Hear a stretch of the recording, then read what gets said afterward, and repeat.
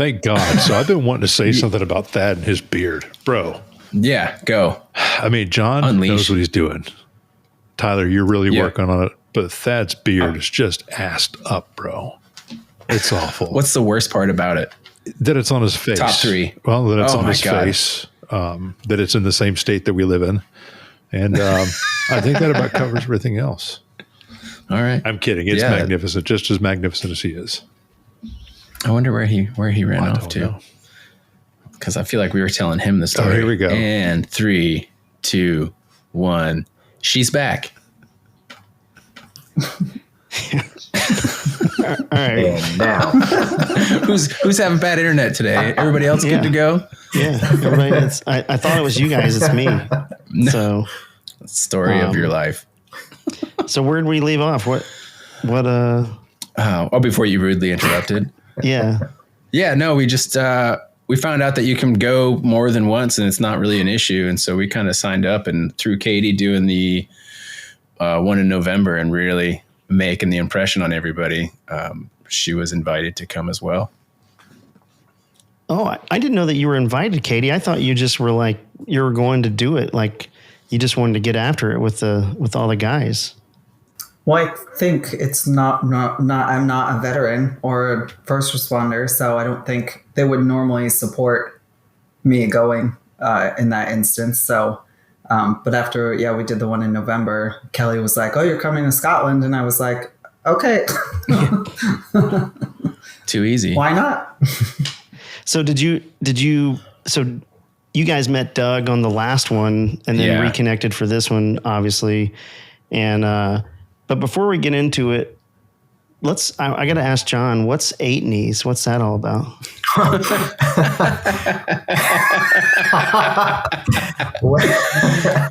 I thought you heard that story. So the filters are coming back off. I've been putting my filters back in over this last week, and tough task. Here they go. So it is very tough. But at some point on the Yomp last year, we got into a very lengthy discussion about OnlyFans and how little we would do to be on OnlyFans. And by this point, I think Mikey was starting to get a little bit sick, and things were starting to go out into left field. And it came out to be, well, what's the least gay thing you could do to support your buddies in need?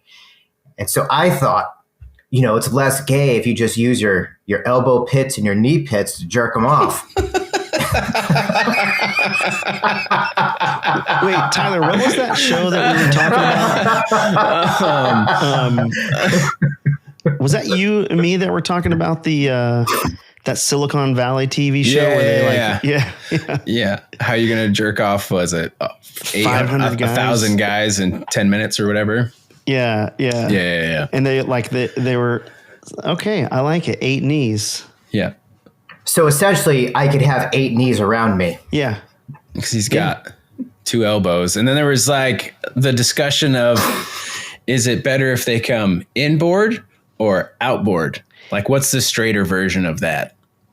Yeah, but that must have had like some background in that Silicon Valley episode, right? I mean, I don't it even follows think the so. same pattern. I'm probably the only person there who'd seen the show. Yeah, because I had never seen it, and you told me about it, and then we watched it, and I was dying laughing, and then I went back and watched the whole episode, and it's a sustain. Which by the way, rabbit hole. Have you guys seen that show Tires on Netflix? Yeah. Season 1 is not good. Season 2 is fucking hilarious. All right, we'll check it out. We're almost all the way through season 1. Yeah, it gets better at the end of season 1, but season 2, every episode is great. So Shane Gillis, if you don't like Shane Gillis, you probably won't like this show, but I think it's super relatable, at least generally for me. All right, back to the Yomp. So now I know the story behind 8 Knees, and the world does. Katie's face is like, am I associated with these people? I tell you, I was going to say, man, Katie has been a champ. I've heard it all. I know, but still, it just, yeah. takes a very special woman to A, live with me for so long, and B, agree to go spend a week in the barracks with all my boyfriends. There was a lot of knees and love. elbows. Yeah. There's a lot of love passed around, not between me and Tyler.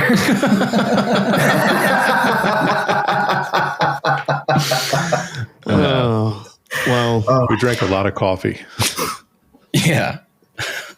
So you guys went up to DC. Doug, did you go to DC too? Yeah, I went up there. I took my buddy Pete, who worked at the sheriff. Well, he still works at sheriff's office. Yeah, with we me. talked about that. Yep. Yeah, and for everybody that doesn't remember, Doug is episode 10 on this show, which is still our highest performing episode. And then John's right there behind him. I think you're about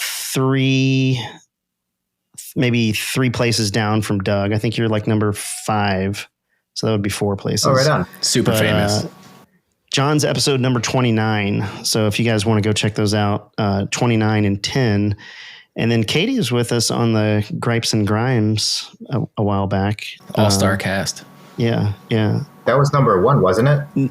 That was our our first Gripes and Grimes and Gripes. Okay. Gripes and Grimes. Catamaran. That's whatever. Catamaran. Yeah, whatever. I wanted to talk to you guys about tipping tonight as well, because I remember that from Gripes and Grinds, and I thought about you today when I signed my lunch bill. It started off at 20, 22, and then 25%.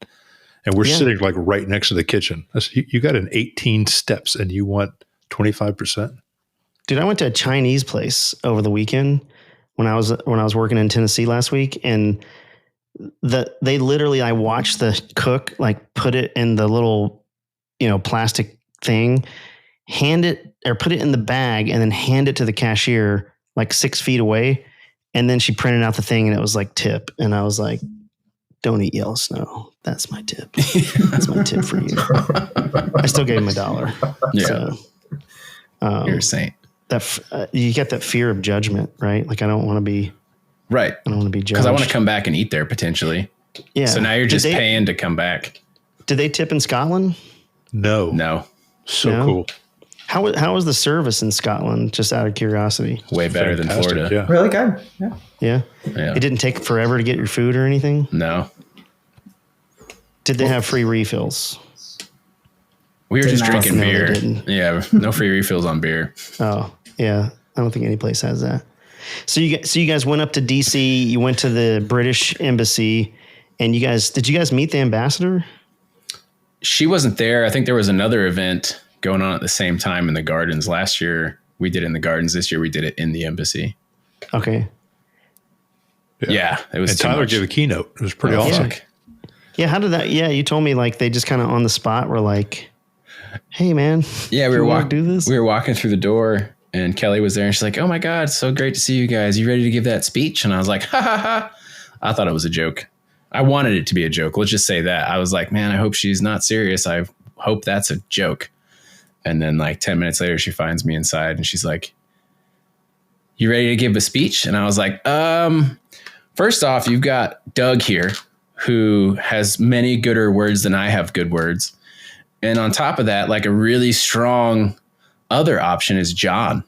I was like, John also is really good with words and he's really good at like standing up in front of people and speaking. He loves people, bro. Yeah. Free hugs from 8 knees. Yeah, man. And He's a people person. So I tried to get out of it really hard.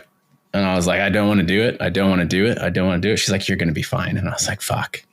You're going to be fine, champ. Get out there. Yeah. Could be. Katie, what were you thinking when she was saying that? Were you like, you can do it, Tyler? Or what was your real thoughts? Well, I really know he could do it, but I was like, how am I going to drag his body out of here after he passes out? I think Mikey was there too, and he was kind of egging it on. Yeah. Yeah. Well, I watched the speech. It was actually really good. I thought it turned out really good. So I forgot what I was saying halfway through. And when I got up there was a long pause of like, oh, fuck. What am I going to say? Did you chat GPT it? No, I didn't really have time to prepare anything. Yeah, that's why you should have chat GPT, bro. Well, I had time to either drink whiskey or chat GPT. So I took a shot of whiskey real quick in hopes that And also your time frame was skewed a little bit. It wasn't 10 minutes, bro. No, it was like 2 minutes. Yeah. You didn't have 10 minutes to think about this. No. Oh, it was two. You had two minutes. Yeah, bro. It was quick enough for us to fuck with him briefly, and you're And they were all like, champ. and Tyler Huckett to the stage. Yeah, that's pretty much how it went. More or less. Yeah. Man. Enough time to You did a literally grab fantastic that whiskey job. and put it down. Yeah. Well, it was a good job. Yeah, I thought you did good. So, so you guys did the little meet and greet at the embassy, then go back to, and I was in DC. I was trying to link up with you guys, and that fell through due to life Being super important. Yeah, like not really. Just sitting. I had to wear a suit, and it was really uncomfortable. Yeah. And, Tell me about it. yeah. We were able to. Yeah, you guys had to wear a I suit was bummed we too. didn't get to see it, though. Yeah. Was that John? I was bummed we didn't get to see him, Yeah. though. Yeah. I wanted to go out to. I think you guys went to Arlington, and We did. We walked from the hotel down through the mall and then over to Arlington and went and visited some pals. And John went and looked up some dudes from his unit, and he ended up running into, was it parents or family members of people that were there? that you knew, that like you knew their Marine. Yeah, so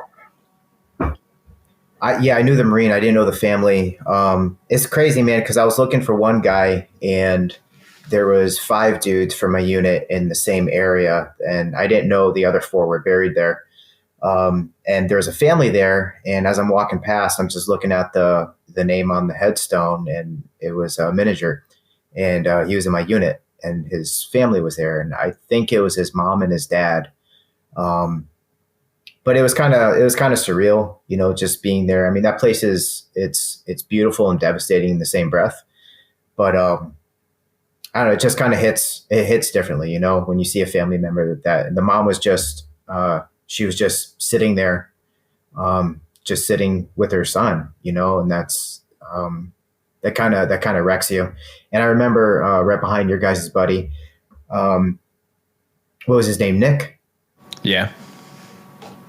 Yeah, there was a headstone that had lipstick kisses on it, and that kind of it was right behind it, and that tore me apart, man. You know, I'm kind of a sucker, a sad sappy sucker when it comes to shit like that. And it's like it sucks when you lose a buddy, but when you know that buddy was attached to a mom and a dad or a wife and a kid. You know, it's just kind of, it makes it more real, and it just beats you down a little bit, you know? So I had to shake that one off when we were on our way out for sure.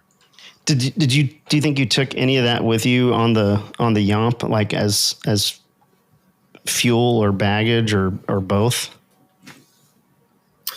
I don't think I did with this one. You know, I've done that with races in the past, but I think for me, when we were stepping off to do the Yomp, it was more just to really take in like who we were with and where we were at and why we were doing what we were doing. I try to leave the baggage behind as much as I can these days.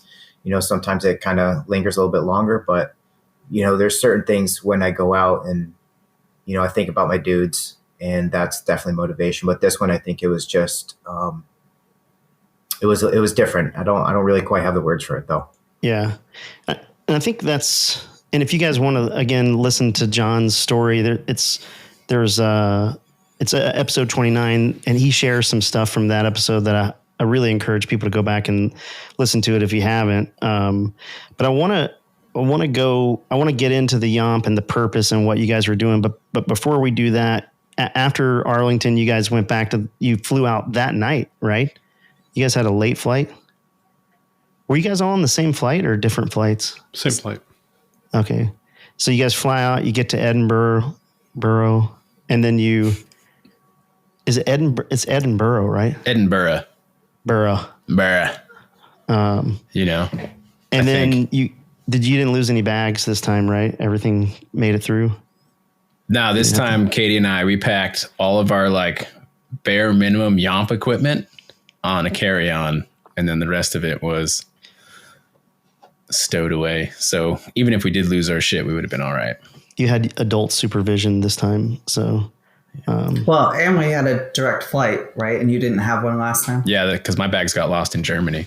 On the oh, connection. You guys went to Frankfurt probably, right? Is that where you changed? Originally, last year we did. This year we just went straight DC to Scotland. Okay. What airlines you guys fly? United. Yeah. Okay. And John learned all about using his cell phone to get through everything. And he was really upset because he didn't print his boarding passes. And he's like, where are my boarding passes? And he was having a little fit by the boarding pass station. And then I showed him on the app and he's like, no, fuck that. I want paper. And so he prints off the paper one and we're walking towards the gate. And he's like, we got to be at C2. And I was like, nah, bro, it's D19. And he's like, yeah, they changed it. Yeah. He's like, no, but my paper says C2. I was like, John, it's updated on the phone. He's like, this is fucking stupid. Oh man. Yeah. Yeah. Those days are gone, man. Like, remember when you could walk down to the gate to like see your loved ones away? You could like cigarette in your hand. Right. What's that? With a cigarette in your hand. Yeah. Dude, one time when I was years ago, I had C4 on my knife, like still where I cut C4. and I remember I had to take my wife to the airport. And this was probably like 3 weeks after September 11th. Like the TSA didn't exist yet. And so you could still go to the gate. But I remember when they had like National Guard guys and like active duty in the airport with like M4s or M16s or whatever. And I remember I was in my uniform. I had a Gerber Gator serrator, that knife, and I had cut up C4. I was on a demo range earlier that day, and then I took my wife to the airport. And I remember I walked down to the gate with her, and the dogs were going fucking ape shit at me. And and I was in BDUs, and I think I was an E5 at the time, and one of the guys was like, "Hey, Sergeant, is everything okay?" And I was like, "Yeah, dude, like, what's going on?" He's like, "Oh, the dog's just alerting on you for some reason." I was like, "Oh, that's weird." And then like I didn't think about it till I got to the gate, and I was like, there's C4 all in the little serrated part of the knife. All right, war story complete. But so you guys, so you did the Yomp. So for everybody that doesn't know, the Yomp is a 54. It's billed as 54 miles, right? Billed is 54. Actual in practice 58. Okay. Scottish miles. Metric system. Yeah. You know, like, so you guys decided this year you were going to do the full 54, AKA 58, come in like through the finish line, maybe take a break and then do it again.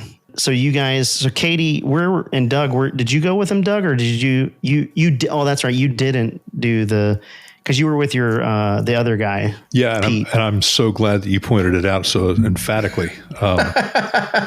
You never enunciate anything, but you really fucking nailed it on that one, champ. Doug White, everybody, did not do the pre-Yomp. No, I didn't, because I had Pete with me, dude. I can't leave Pete and Katie. I mean, she's in a foreign country, for God's sakes. Got to take care of my buddy's wife. Actually, the truth is she probably could have taken care of us if we got in danger with some street ruffians or something like a Scottish street gang. But no, well, and there goes John. He's tired of hearing my shit. He'll be back. Yeah. So no, I did not do the first lap. Bro, you and I are old man. You're older than I am. Yeah. No, you're older than. I think we're the same age. No, you're older. So 106 miles ish.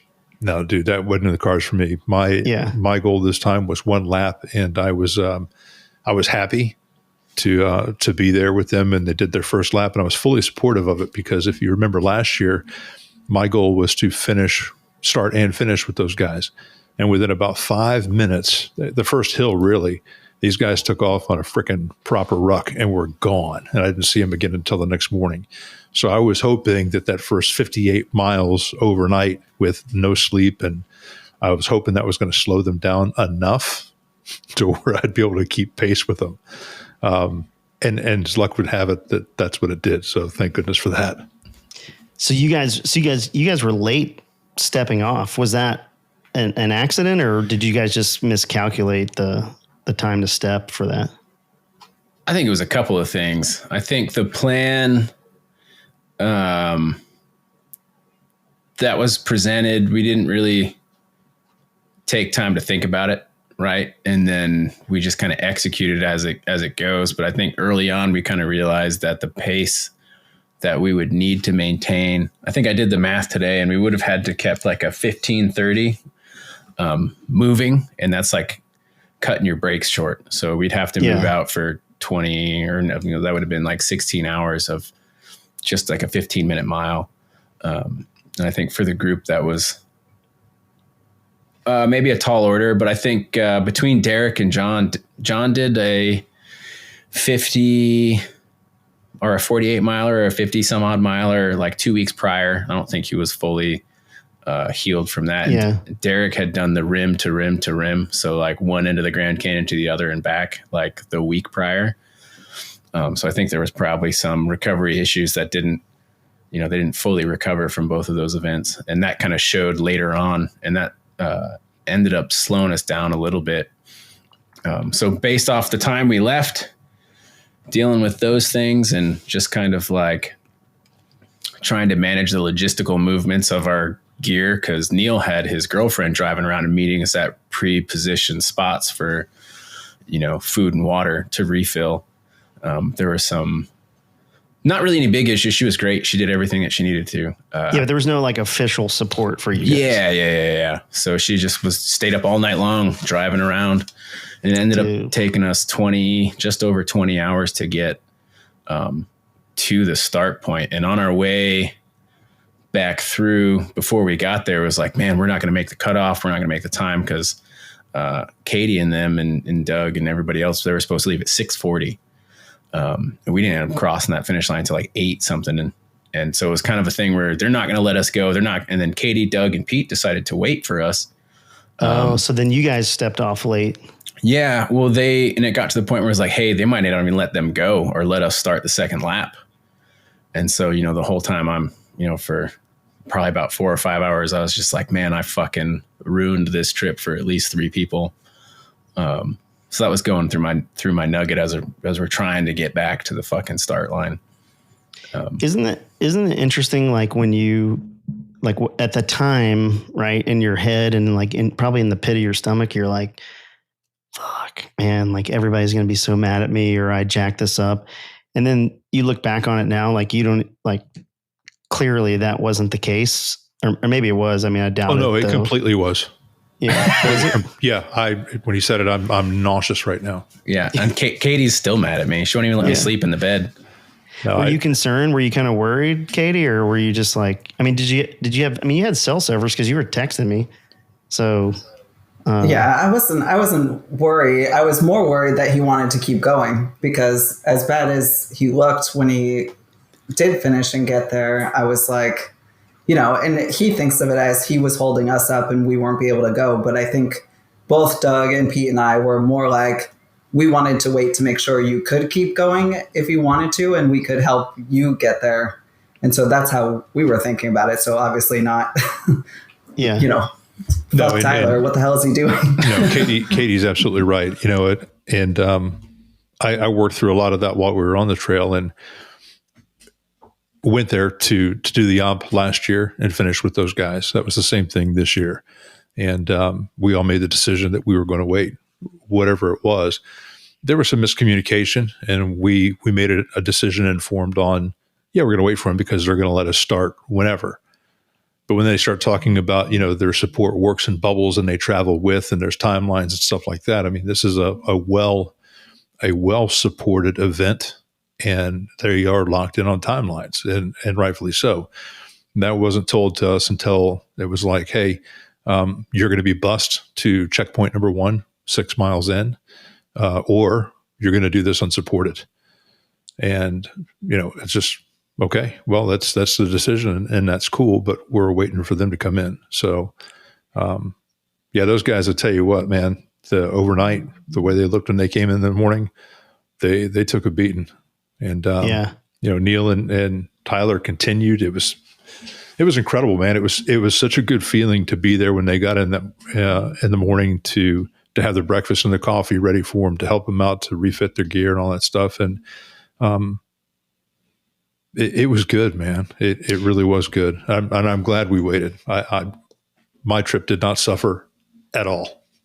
Out of curiosity, and I don't know, maybe I'm the only one that does this, but I often find times like that, like in the moment, I'm really, really frustrated and pissy pants. And then once I start doing the thing, whatever it is, like 10 minutes in, completely like, oh, okay. Like I was kind of pissy pants when we started this podcast because just some stuff. And, but now I'm kind of like, oh, okay, well, I can feel better now. And so what did you have any of that, like where you were a little bit frustrated and then as soon as you got into the groove, everybody was like, I mean, I don't know, Tyler, if you were feeling guilty and then you got bussed to the checkpoint, you get in, you start walking and then everything kind of melts away. Was that the case for anybody in that situation? Katie? Yeah, I got mad. And I told Tyler this afterwards. I got mad for, I don't know, when it was getting close to like when the runners were going, which was 8:00, I think was the time they left. And I was like, you talk so much about how you wanted to do this with me. And, I trained really hard for it. Well, not this time. I trained really hard for the one in November. But, and I had a moment where I was like, do you want to do this with your friends? I thought you wanted to do this with me. And now you're not going to make it to do it with me. And then maybe I'm not going to do it. They're not going to let us go at all.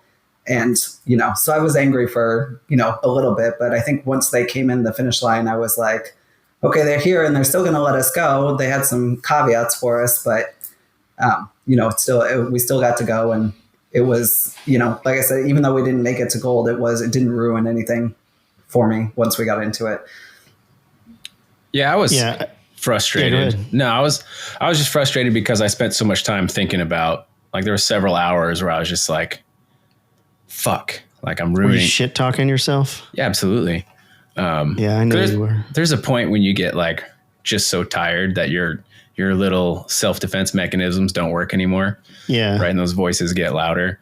And, I guess a sidebar funny story was, Derek's knee was fucked up. John's foot was fucked up and my ass was like bleeding from like the gnarliest chafe I've ever had. And I've done things where I've got chafe before that sucked real bad. And so I was like, fuck. And I didn't really want to blast it out everywhere. But I was like, Katie, see if you can find some Aquaphor or Boudreaux's butt paste, man. That's the best. Well, I was using what's that shit called? Body Glide. Yeah, Body Glide, and it just after fucking chapstick. Yeah, just anything. I'd take anything at that point. So she fucking ended up finding some Vaseline for me. And it was great. But in the interim, I still had like 3 or 4 more hours left on the trail. And I'm trying to war game this with John. I was like, what do I got to do to save my ass? Because Katie didn't fucking come here to not do this thing. So how do I because chafe is not going to get better with time. It's not like a bad knee or a bad foot where it just hurts to a certain extent. And then it's going to continually get worse. It's going to get worse. Right. And it's just going to be fucking miserable for God knows how long. And my butt gets used for a lot of stuff, so we got to keep it in great shape. But Katie ended up fucking jacking some Vaseline from the Irish guys. Thank God. And then, I was wargaming with John. I was like, dude, if I just tape up my ass cheeks, like we get some medical tape, we slap it on the inside of the ass cheeks, and then there's no more rubbing. Like if I just tape the shit out of it, I think I'll be good to go. Thad, to touch in on what Tyler just said. So we're all in a line on this road. Everyone's kind of in a little bit of their pain cave. And I'm sitting there. I'm just focused on, next step forward. He comes up from behind me, looks at me dead serious and says, I think I have a solution. I'm going to put duct tape on both sides of my asshole and then put Vaseline in the middle. And I think I'll be able to get through this. And I looked at him and it was just my mind was like, that's a horrible idea. And then he takes off. And I'm just like, he's going to do this.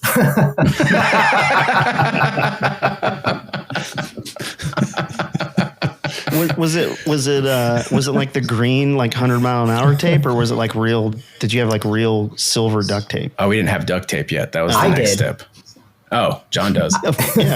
Hell yeah, John. I knew you would have duct tape. He was gonna have to tape me up. I would.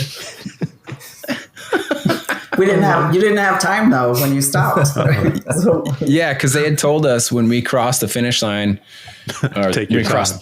Yeah, they're like, hey, take your time. We've got, sleeping bags. There's food on the table. Do what you need to do. Change clothes, whatever. And then I was like, all right, cool. So I take my shoes off. I walk over to Neil's van. I grab some shit out of his van because I was going to change. And then they're like, I get back to the table where everyone's sitting. I haven't touched the food yet. Haven't really done anything yet. And like, hey, you guys have to be out of here in 10 minutes. And I was like, all right, tape's out the window. Looks like I'm just going to spackle my butthole with all this jelly. And then I grabbed that little piece of bread and that whatever they call bacon, and we took off.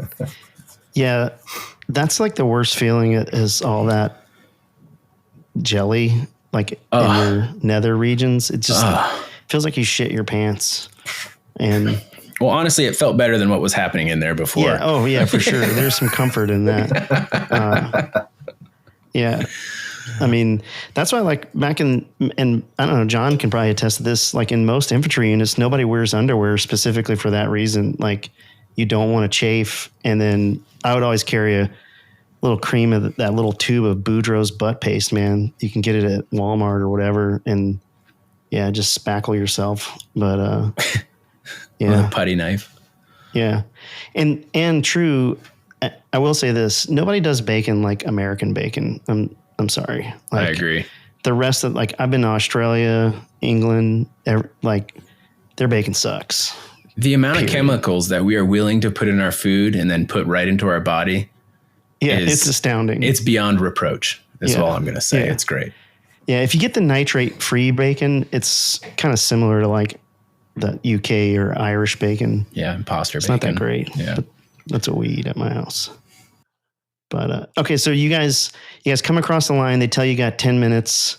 And at this point, I'm sure that Doug and Katie and Pete, you guys are just like, let's get this show on the road.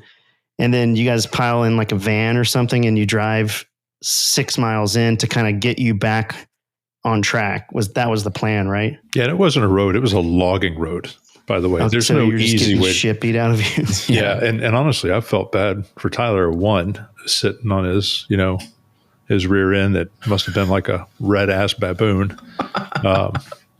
One, and then two, sitting in that small, I guess, what were you guys in, like a Hilux or something? I mean, it was not a big truck. No, we got in the van, I think. Oh, okay. Yeah, we were in the shitty little truck then. Yeah, you were in the truck. But I was like, man, I hope he's stretching out, because if not, by the time we get up there, you're going to be, it would have been easier for you to walk it. Yeah. You would have been all stoved up and everything. But yeah, once we got there, like you said, man, we just kind of, Neil got up there, started dancing around and hand rolling cigarettes and shit. We got tore up by the midges and we said, this is fucking stupid. Let's push out. And we did. So first of all, what is the point of the Cadence Yomp for the uninitiated? We've been talking about it, but what's the actual mission for it, or why do they do it? I think the bigger thing is, so there's two things that are happening, right? You got the Allied Forces Foundation, is who we went with, and they do a full week of events and food, and they take you to all these places, and there's all these things that they do for the Allied Forces Foundation. The Cadence Yomp is put on by a separate organization out of the UK, right? The Army Benevolent Fund. So we're attending that for the day, but the whole trip isn't the Cadence Yomp. Yeah. Yeah. That's just like the main event that you're there. Yeah. And so everything else, I think the purpose of the Cadence Yomp is to raise money for the Army Benevolent Fund, which is kind of like their VA system, I guess, is how it was explained to me. But the Allied Forces events go so much further than that, right? And I think it was, for me, this whole trip was really, I wanted Katie to come see kind of the places where I feel like I fit in, because there's so much of this world I don't feel like I fit in. And those events and those places are kind of like the one time in the year where I feel like I'm where I belong. And so I really wanted to share that experience with her. Yeah, I often found like when I'm doing something that I like to do, I'm always like, man, I wish my wife could be here to like do this with me. It was that kind of like the impetus for in your head, Tyler, for Katie to come. Well, yeah, because I think several years ago when I was going through my bullshit and, we were trying to find out where we were going, we both started just working out together in our basement. So we kind of started a little, I'm not going to say fitness journey, but we just started working out together and spending time together that way. And eventually it just kind of became a thing that we did. And, I went off and did some adventure races and some other stuff. And then she showed interest in coming to DC. And that was kind of like our first event together outside of stuff around the house. And it's funny, at the end of it, on our way, we were going to be short, like maybe a mile just because of routing. I was like, man, I don't know if we're going to hit 50 miles on this. And she's like, let me tell you how much I'm going to give a fuck about that. And then she ran her ass all the way to the finish line just so she could take her shoes off, because she was like, I'm fucking over this. Let's run, get this done quick. And then the next day in the car, she's like, well, next time I'm going to put this in my blister kit. And I was like, what do you mean next time? And then have you guys ever heard of 9 Megan? No. You guys ever heard of that? Huh. It's probably like just an army. It's a world famous foot march in 9 Megan, the Netherlands or Holland. Oh yeah, Nijmegen. Yeah. Yeah, and they walk around the city. Yep. They do it every whenever Market Garden was in 1940. September. Yeah. That's one that would be good. Yeah. I guess there's a Yomp up and down the coast of France too. Oh, for like around Normandy. Mm-hmm. The 9 Megan's cool because you can do as little or as much as you want. So my son and I were like, we should go do, because I got this bad hip but he can. And I was like, well, we should go and do it together. And I'll do like 6 to 9 miles. And then I'm going to be laid up for like 3 days. Yeah. But anyways, that would be something that you guys would be cool to bring your spouses to, or your kids, because they could kind of touch the magic a little bit and see a little bit. Because 9 Megan, they'll be like teams from the Marine Corps, teams from the Army, teams from the British Army. Like it's massive, like thousands and thousands of people do it. But Katie, what was your thoughts on when you were out there? Like when your motivation to go were you just kind of want to see what the camaraderie was all about, or were you competitive, or what was your kind of like motivation to do it? I don't know. I thought the one in DC was painful and this one sounded a lot harder. And Tyler was like, this one's worked because there's hills. A lot of the ones in DC, it was very flat. So I was like, I don't know. I finished 54 miles in DC. That's pretty cool. I've never done anything like that before. So since this one's supposed to be a little bit harder, let me see if I can do it. And being out there I thought it was better than the one in DC. In DC, we were on a lot of pavement, and like here you're walking a lot of grass and kind of like mushy grass. And so for me, it was easier for me. I know that wasn't so much the case for other people, but I felt like it was a lot easier for me to get through that one. I mean, we obviously didn't finish the whole 54 miles. It might've gotten worse after bronze, who knows? But, so that was it really. I was like, let's see if I can do it. That's all. Yeah. Yeah. How about you, John? What was your motivation to get out there? I think, I never, like a lot of things in my life, I never really anticipated becoming a runner or wanting to do endurance stuff. And so I'm constantly moving the horizon and challenging myself in that regard. I did a 30-hour back in the fall, and that was solo. I had a pace setter with me for, I think, maybe 6 miles. But other than that, I was out there by myself. And there's something about pushing past like those mental barriers that are very clear and present within endurance stuff that I really enjoy. And I haven't done 100-miler, so I wanted to be able to do that. And when it was mentioned last year on the trail or in the bar, wherever we were, that was really appealing to me. And I think that's not the hardest trail I've ever been on, but I think that what's brutal about it is the transition from like dirt pathways to asphalt. And that to me was a huge motivating factor. It's like, how can you put your body through this amount of suffering and still come out, positive on the other side and capable of walking. And so for me, I think that was a huge motivating factor. And to be able to do it with, Tyler and Derek and Neil, and then ideally would have linked up with Katie and Doug and Pete. That was what it was for me. I've been in some pretty bad pain caves and enjoyed them, ironically, but this for me was just, I want to get 100 miles and I want to do it in a place where I know my family's from. And it was kind of like a really personal thing for me. So. Yeah, that's awesome. It's like today I was at my son's lacrosse game and it's like a bajillion degrees outside. And I'm over there, like I'm completely spent after sitting under a tent for 6 hours. And you guys did like 54 miles. So, that's pretty awesome. And I want to come back to something you said, John, but before that, Doug, what was your motivation to do it again? Well, that depends on how much truth you want. All of it. I want all of the the whole truth. truth and nothing but the truth. You can't handle the truth. Dude, I can't handle the truth. Not on this one. I'm sitting here trying to figure out a good answer because I knew this was coming. And yeah, bro. So last year, we talked about this on the episode that I was on with you guys a year ago. And for me, I have never pushed myself to the point of physical exhaustion where I had to dig deeper and go through. Everything I've ever done, if I'm generally able to keep up with everybody. And even when I just kind of phone it in, I'm still there. Like when I do triathlons, my swim training is on race day. I don't train for swimming.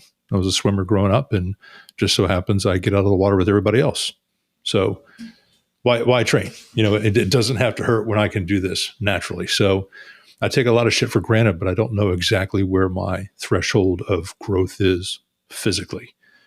I've found it emotionally the hard way, but I haven't found it physically. And when I went last year, I met Derek in Munich, and then we got to Edinburgh.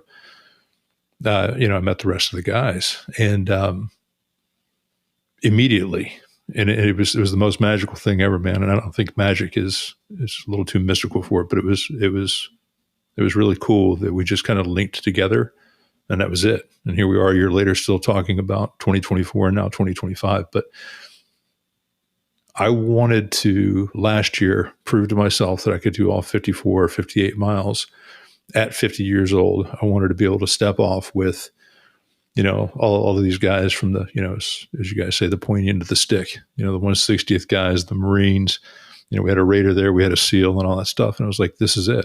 This is the opportunity to prove to myself that I deserve the company that I kept.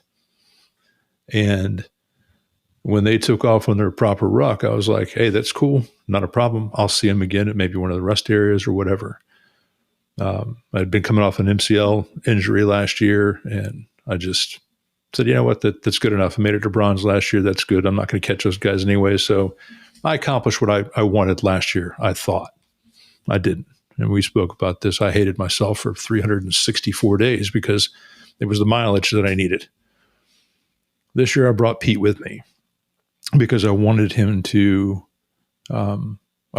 feel and the growth and the connection and the tribe, just the impact that Allied Forces Foundation and that whole experience had on me last year. I said it to Stu Taylor, the founder of Allied Forces, last year when he asked me how I felt. And I looked over at the table of the guys and I said, I didn't know any of these guys 7 days ago, but now I'd put a body in the river for them. And I meant it. And it was powerful. So this year, I was glad that they were doing the double loop because it almost guaranteed that I wouldn't have to put a rock in their shoe or club them from behind so I can keep up with them because they're all just incredible athletes. Katie, too. She went up Glen Shee with her hands in her pockets, didn't even use her freaking hiking poles. They were like goats on the side of the trail, like, hey, fuck, do we know her? She was just skipping up and down, breathing through her nose. I'm like, Tyler's dying. He's like, oh, hey, look at the view. And I'm like, dude, this guy's dying. And I'm glad he's stopping because my calves are barking. And Katie's just Odio. I mean, it's just crazy. But no, when we lost that 6 miles in the morning, I sat in my own shit for a while. I was upset because we were told that no matter what, we were still going to be able to go off. But then when the time pushed, and this has nothing to do with you guys being back, we didn't have the information knowing that, hey, there's a dead time. Yeah. That before we leave, had they told us, hey, you've got to leave before the runners, I think we would have walked off and gotten to the first checkpoint and waited for y'all to have been bussed there. That wasn't told to us until, well, it was told to Kelly. And then she said, hey guys, there's a big change. You know, circumstance always gets a vote. So yeah, I get it. Whatever, adjust. So in my mind at that point, I was like, you know, I came here to do 54 miles. And even if I go to gold, it's only 48 miles. So once again, I don't get the miles. So I got all shitty about that. And by the way, for no reason, I had to work this stuff out on the trail. Because last year I looked at it, it wasn't the mileage, man. It was meeting those guys. It was the big win for me was to get out of the house and get on a plane and go. And the magic for me was not found on the Catamaran Trail. It was on the bus going from place to place. It was in the barracks. It was in the sergeant's mess. It was in the galley. And it's been every day since I met these guys over a year ago. So the mileage and the physical feat at 50 or 51 years old is bullshit. It was to be there with my new mates, to be there with Pete as he found the growth that I found last year. It was about supporting Tyler when he was getting his ass kicked for 24 hours prior and just starting and finishing with them. That's what it was. So here's something that I kind of have noticed is when you set some kind of goal, like in this case, you want to do the full 54 miles and you end up, for whatever, you're a victim of circumstance or it just doesn't go your way, things don't go the way you planned, you know, you kind of, I'm imagining, Doug, you were the worst kind of mad at yourself. Like you feel like you kind of let yourself down. And I think what I'm picking up is you might have felt that a little bit. And what my question is, I'm sure everybody is on the trail going through some version of something. Oh yeah. That's only to you. Yeah. Right. Yeah. So the question is, at what point in your head did you work out?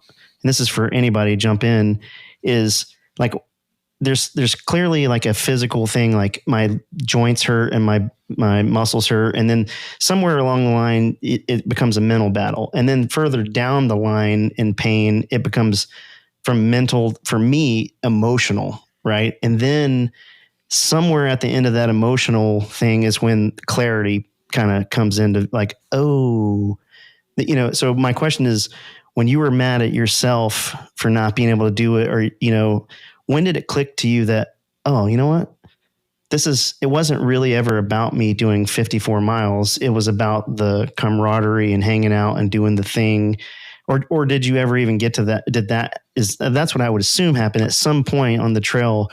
It just clicked and you were like, I'm just going to let this go. Like, what's the point of carrying, you know, this anger and frustration? Or did that happen to anybody? Well, for me, going up, you know, we went over Glenshee and I was actually really happy because last year I stopped for 5 times just to check in the scenery because I was dying. This year, man, I was nose breathing, didn't hurt. Everything was great. My knee was a little bit soupy and coming down the backside because it was raining on us. It's a goat trail coming down the backside and it's a half mile, but it's an hour and a half to get down. I think every switchback. Is it switchbacks? Dude, every switchback on the planet Earth is on the backside of Glenshee. So they're all there. So it's like a spiral staircase to hell with rocks and sliding goat shit. But it is beautiful. But I started on the downside. I started, what I always do. I started making deals with myself. Well, you know, you're not going to make the full mileage anyway. What's the point? Your knee hurts. Does it really hurt? Yeah, it's hurt. Is it hurt or are you injured? Shut up, fat ass. It hurts. Yes, you can go further, but why? You're not going to make your 48 miles. Tyler's going to stay here. Katie may take care of him. So it's just going to be me and Pete. And if I stop here and Pete doesn't go forward, he's going to hate me because I killed his fucking Yomp. Just all of the shit that you tell yourself. I mean, I was not happy until Sunday night. So, I mean, I stewed and I sat in that for a good 24 hours before I realized, it was never about the miles. And I think, John, you were actually sitting in between the two buildings Sunday evening. And I came walking past and you asked me how I was doing. And I said, I was coming to that conclusion that it wasn't the miles. And I don't know, man. I'm still working that out. I'm grateful that I was there,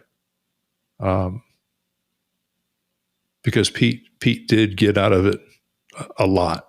He and I talked about it on Friday, and he found the growth and he found the connection, and finally being able to meet the people I've been talking about for a year. And if anything else, just to have been back there, back on the buses to see the faces.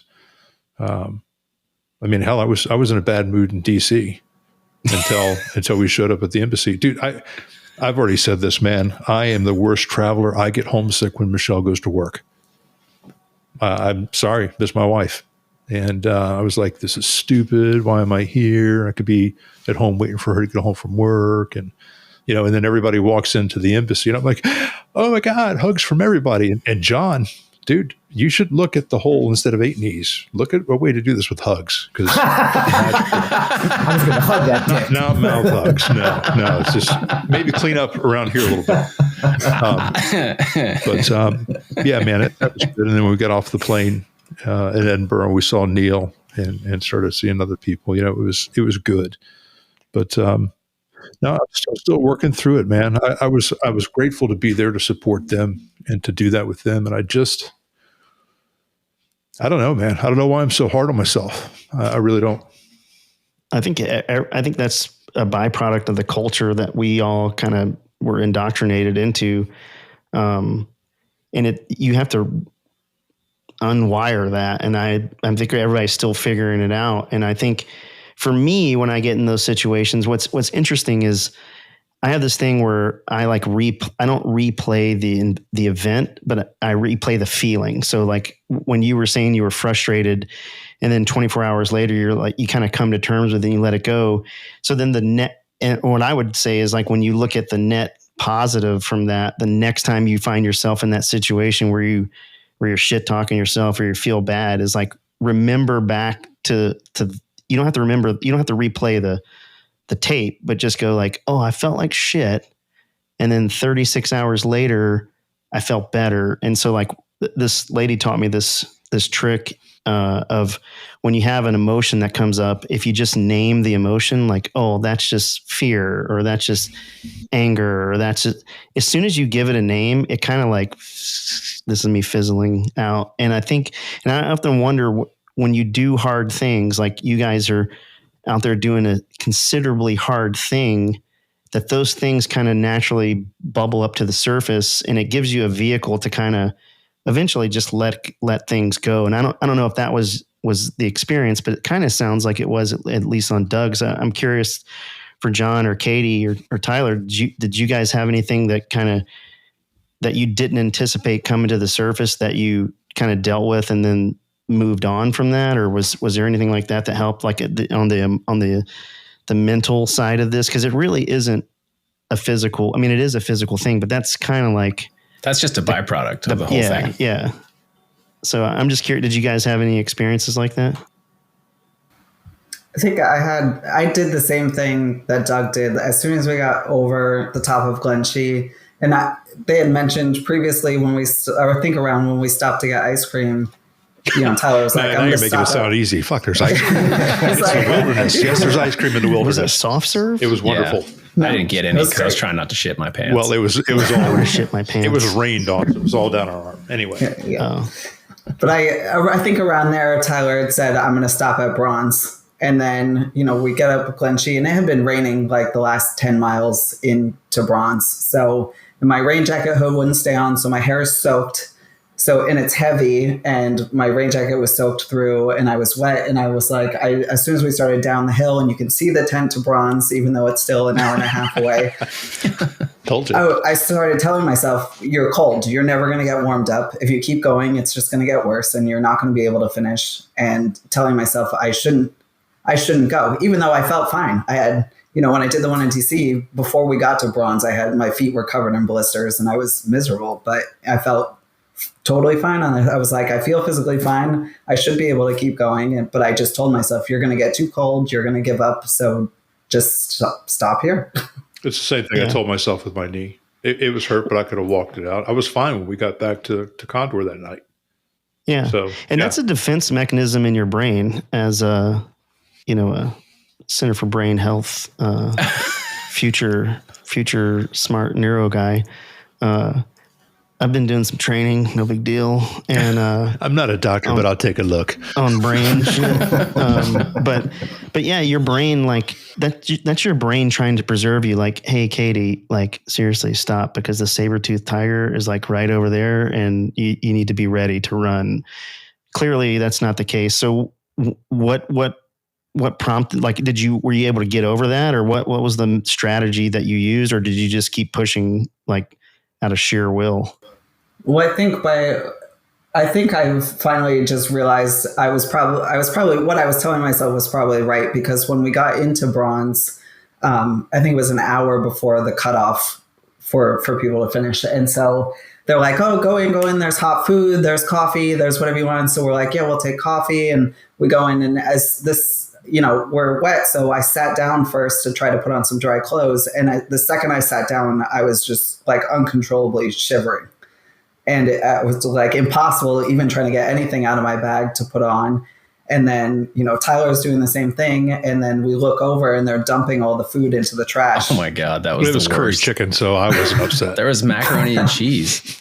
It was they put curry chicken out on like bro. That's the most it. palatable stuff. Everything else over there is mayonnaise based. Bro. Here's chicken sandwich with sweet corn.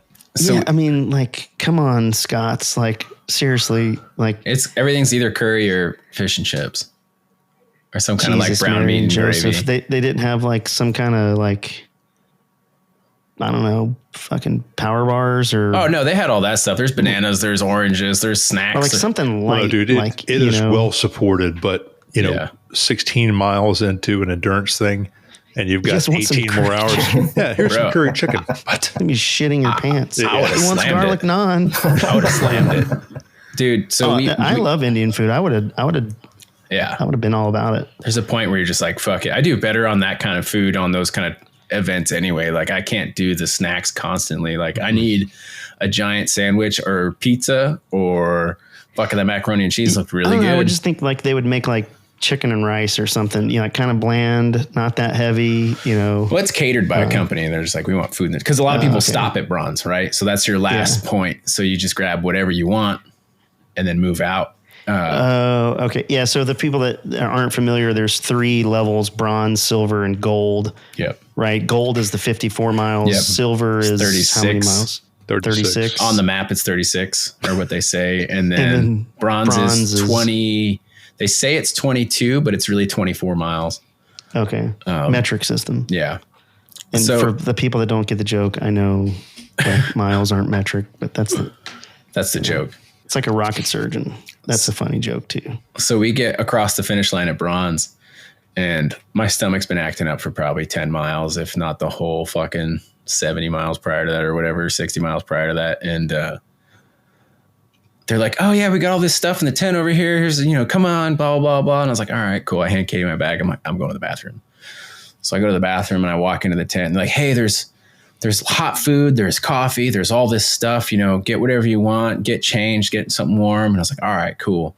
Of course, like, my brain is highly degraded at this point. Movements are slow. Function is limited. I've been up for 36 hours plus at this point.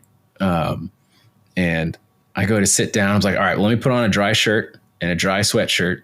and then I'm going to grab some hot food. Like, and I look in, when I walk into this thing, I see like this steaming tray of food. And I was like, oh, fuck yeah, that looks fucking good. And then Sharon brings me a hot cup of coffee and sets it on the table across from me. You know, I'm sitting on a couch changing my stuff. And I'm sitting there rifling through my stuff, taking forever because my brain's fucked. Finally get a shirt on and a sweatshirt, and I stand up to see them scraping the last bit of hot macaroni and cheese into a fucking trash bag. And I was like, oh, what the fuck? Like, I was heartbroken, but then I was like, chicken strips. So, I mean, that's where, so that was the same time you were right there watching him. Yeah. And I was like, I got a hot cup of coffee though, so I'll be okay. And I turned to where it was on the table, and somebody had picked it up and thrown it away. So I didn't have any of the shit I was promised in that tent. Katie, did you get anything to eat? No. Oh, I did drink my coffee, but I was like, by that point, I think that's where I told myself, you know, I was like, if I get hot food in and coffee, I can probably still keep going. But when I saw them dumping it out, I was like, there was no way. Completely demotivated. Yeah. Yeah. So what happened? Did you guys just like... Pete ended up finding some snacks from another tent and got us like this beef and meat pie thing. And so Katie and I shared that. It was actually pretty good. And then I passed out on the bus. Okay. Hard as so fuck. That was at where was this in the was this the end? Yeah. So this is bronze, right? Oh, so bronze is where you start and end. No, you start, there's a start line, and then you move to bronze. And then you go to silver, and then gold is back to the start. Oh, okay. So bronze is the finish, though. For us, For that's a lot where of finished. people. Oh, okay. Okay. So each one of those is a finish, right? Silver is a finish. Bronze is a finish. Okay. So John, was there a moment like that for you when you were doing the pre-yomp that you were just like stuff came up and you worked through it, or what was your strategy, or did you have any of that experience? I mean, honestly, I was in pretty good spirits the whole time. Like, I don't know what it was. I think it was the camaraderie thing. And I think for me, like, staying in good spirits, because I know like I could go into a spiral really quick, and it's hard to get out of it. So I just kept, smiling and moving forward. Up hills, I had the best amount of time on once I fucked up my foot, and I was able to like hold a fast pace, but it was like the downhill that got me. And so I think the part that I kind of struggled with was when we were going downhill and I was watching my pace just slow down to what it needed to be. That was kind of like, it wasn't an emotional thing. It was more like, fuck, dude, I don't want to let the people at the start line waiting for us to get there down. And then, and so I kind of grappled with that a little bit, but it wasn't until after we came out of that last part of the woods and hit that long downhill stretch for like 5-6 miles, where I came around the corner and my tendon just started firing on, all cylinders.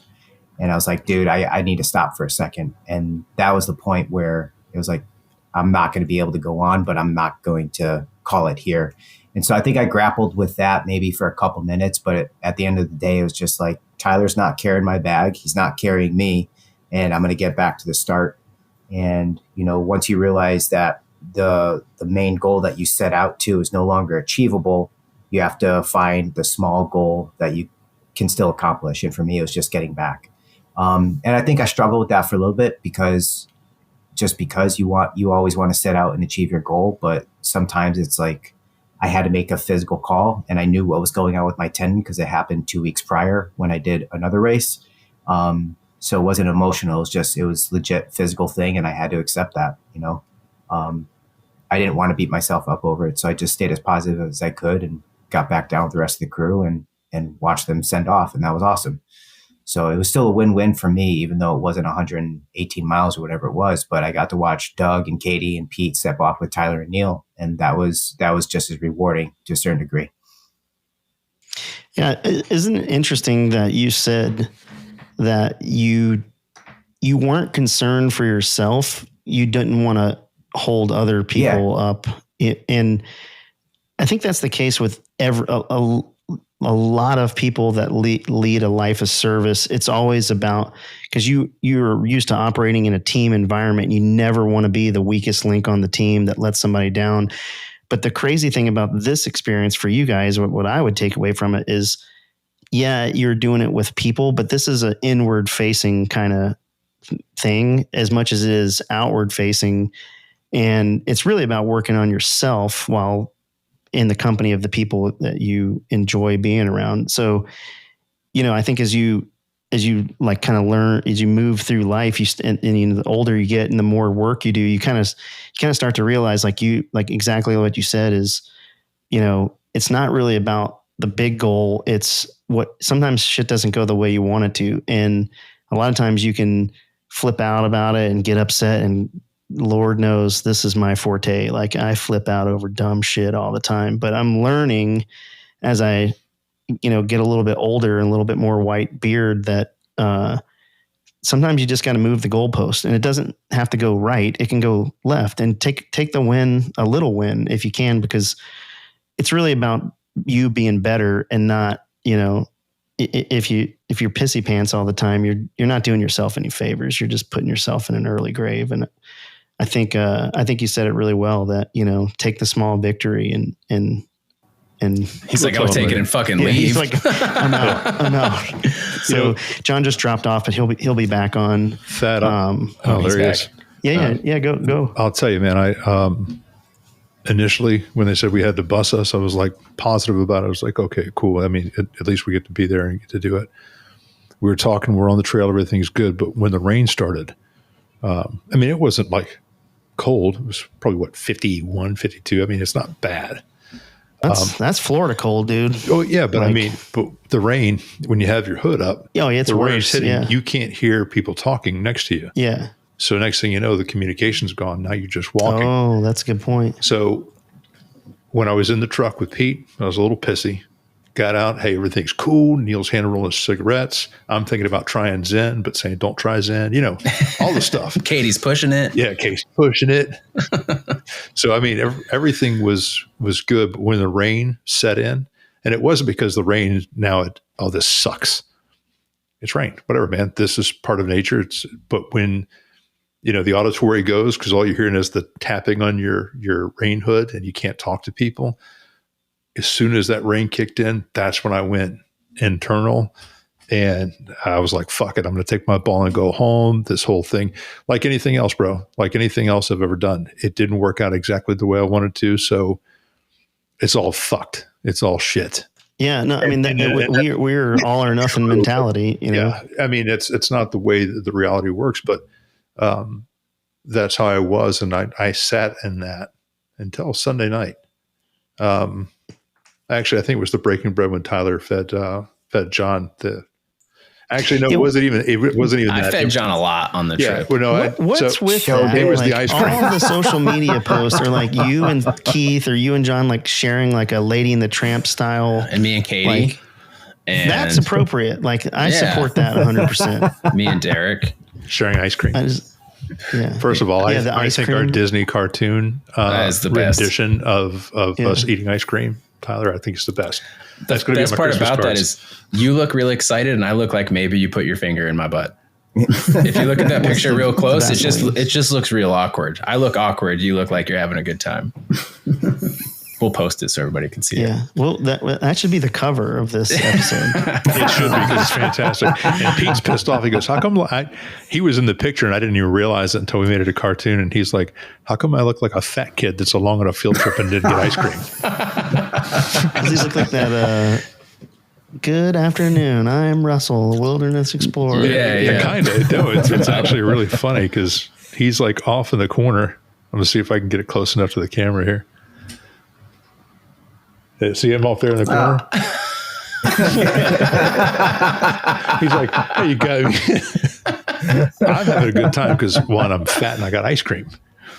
Oh, my God.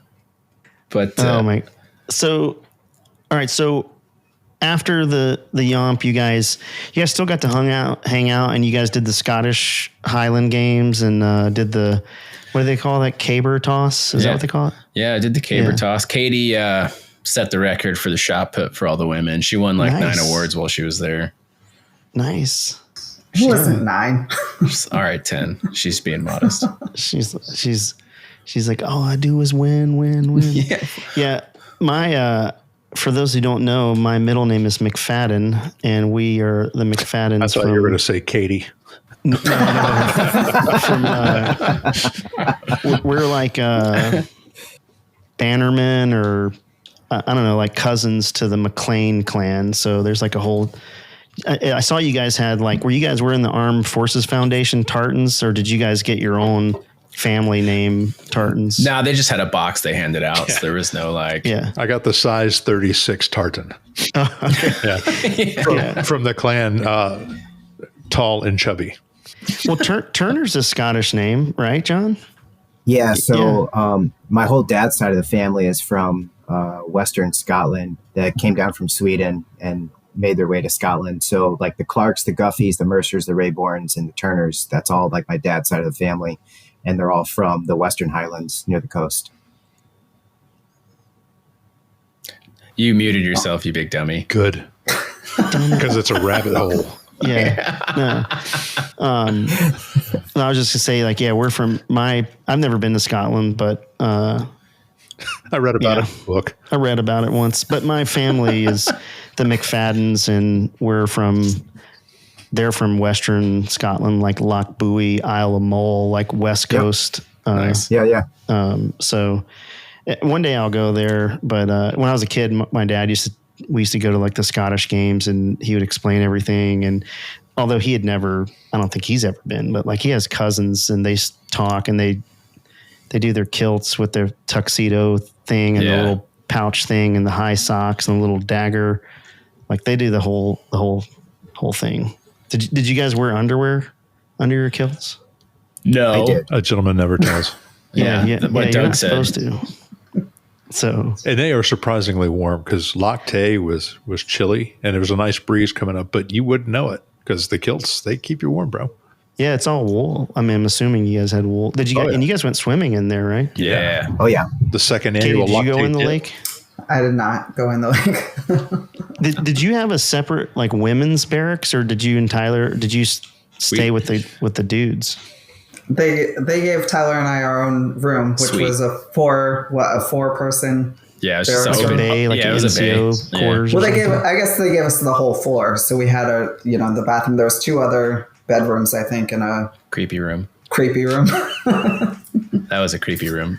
And there was a lot of male pornography. Yeah, there's pictures on the wall of just Of dudes. of naked dudes, and then someone had colored them in all black, but they had left the pictures up there. Was it a women's barracks, or was it just like No, some it's- soldiers being it's- soldiers and like, wait till they get a load of this when they Yeah. come in here, they're gonna think that, There's you dicks know. on everything in that Yeah. building. Everything's Yeah. a dick joke. Yeah. Even going to the gate. Hey, we're getting closer to D. I can see T right down there. And Katie, you're on the bus with them listening to all this, and you're just like, She's Yeah, I a think willful being- participant. Don't let her trick you. well, that's what I'm and say- saying. Like, you're married to Tyler, so I'm pretty sure like nothing, like this is kind of old hat at this point. Well, I think even in high school, like I didn't have any girlfriends. All my friends were boys. And so I get along with boys better, and just, they're a lot funnier. That's true. We are Yeah. quite the Notice the handful. emphasis on boys and not men. We're quite the handful. Derek gave me a lap dance this year. So that Nice. with eye contact. Oh god. Did you? It's like, you're not Did you have done like yet. singles? Oh, no. Oh, he's not getting paid. No, you're not getting paid. You're kidding me? It's all for free. It's all out of love. Yes. I even said Nice. that. He asked me why I had my Munich face. I was like, dude, this is just my thinking face. He goes, no, that's your Munich face. You're mad at something. And it was Sunday evening, and I wanted to say, you're fucking right, I'm mad.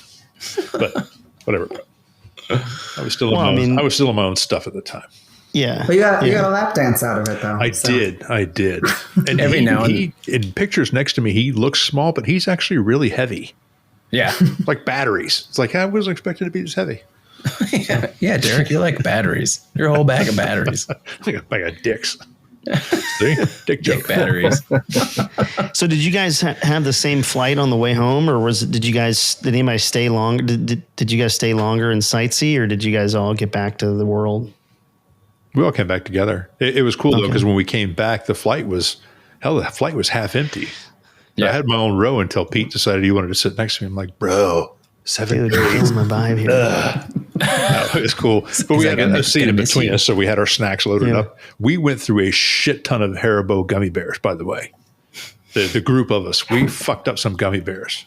Have you ever seen the sugar-free ones that make you shit your pants? Why would I eat sugar-free gummy bears that make me shit my pants? Dude. How often do you eat them? My wife and I went through the sugar-free phase once, and we ate a whole bag of the sugar-free gummy bears and shit our pants. Like, Together?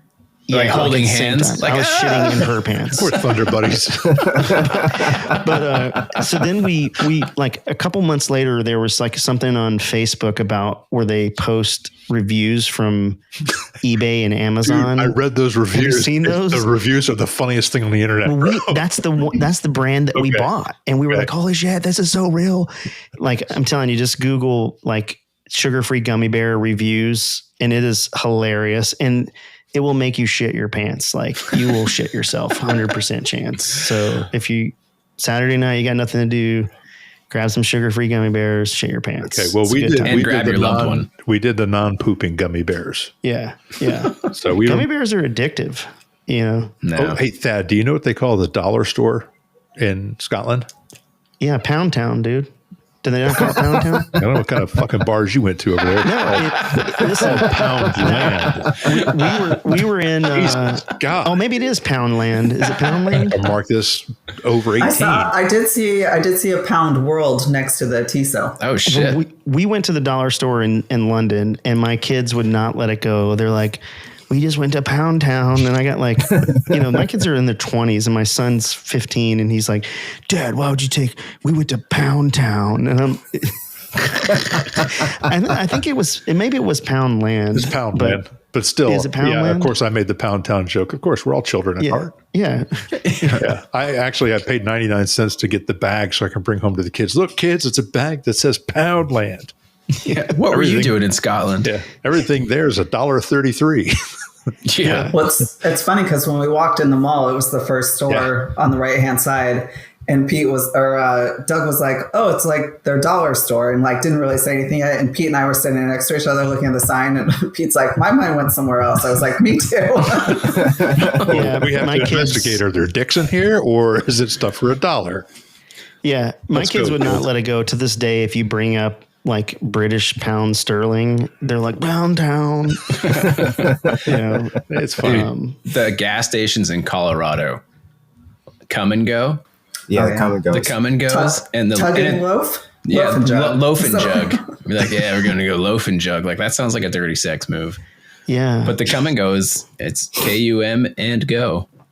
I was like, it's really spelled that way? John, you may want to hashtag that for the 8 Knees brand. Yeah. Sponsored by Come and Go. 10 cents off your next pump. We're going international with our new sponsors, Pound Town. You want to get filled up? Go to the Come and Go. Yeah. Note to self. Stay on conversation. Don't let people rabbit hole on you. Well, so what's next for you guys? What's the next thing you guys are gonna do? You got something, some kind of physical fitness thing that I want no part of coming up soon, or what are you guys got any like adventure races? Or I mean, Doug, are you still doing the triathlons? And have you done an Ironman? I've done two Ironman branded races. They were the 70.3. They weren't I don't want to say full Ironman, because Ironman is the name of the brand. So there's the 140.6, which is the full distance. And then there's the 140.6. And then there's the 70.3. So I've done the 70.3. I did 3 of those in the same year. I don't recommend it. And I think I did 5 or 6 Olympic distance races that year too. So that was a big race year for me. But I love triathlon, man. It is fantastic. So, yes, I'm going to keep on the triathlon kick. because it's an individual sport, but it's a team sport because everybody there is there to help you. They're lifting you up. Yeah, and it's cool because somebody years ago when I first started it, somebody was racing and there was a person there that was overweight, and they're like, "Yeah, why are they out here, man? They're on a beach cruiser.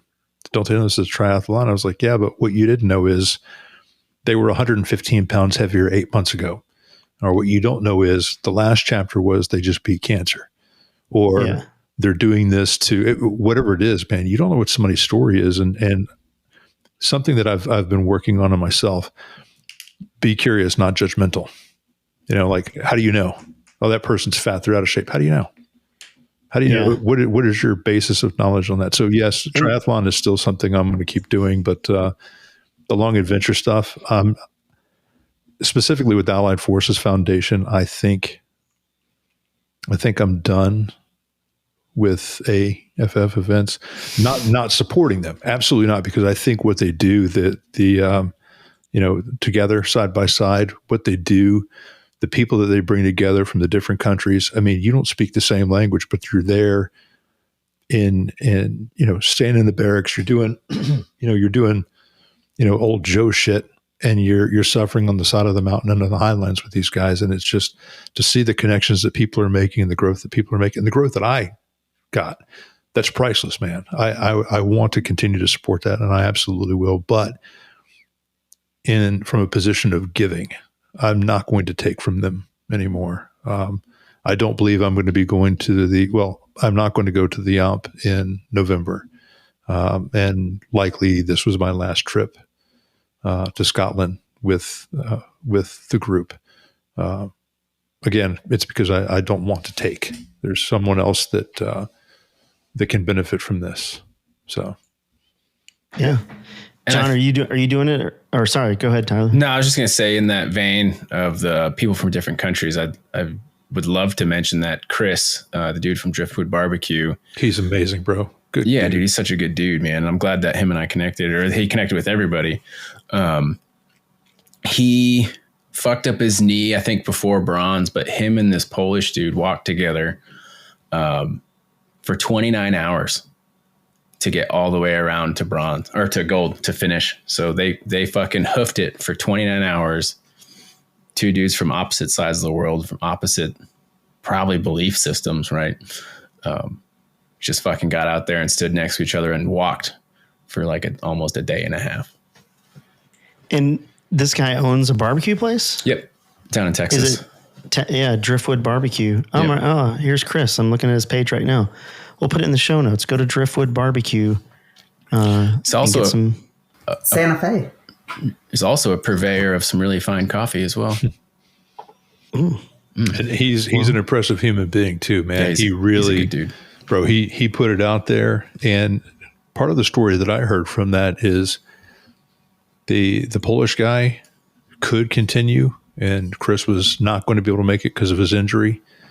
And they told him, hey, you can go ahead. And he says, that's my brother. And he didn't leave him.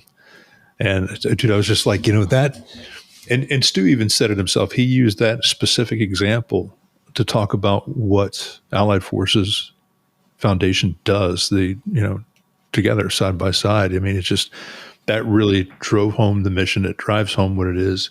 Yeah, man, if anybody listening is looking to support a good veterans charity, Allied Forces Foundation, I found friends for life. I've made connections with Youth That and other people that, 2024 changed my life, man. And I'm sure as I grow beyond 2025 and find all the lessons that I didn't even know were there. I mean, generally you set off looking for something and you find out at the end, you find something completely different than what you thought you were going to find.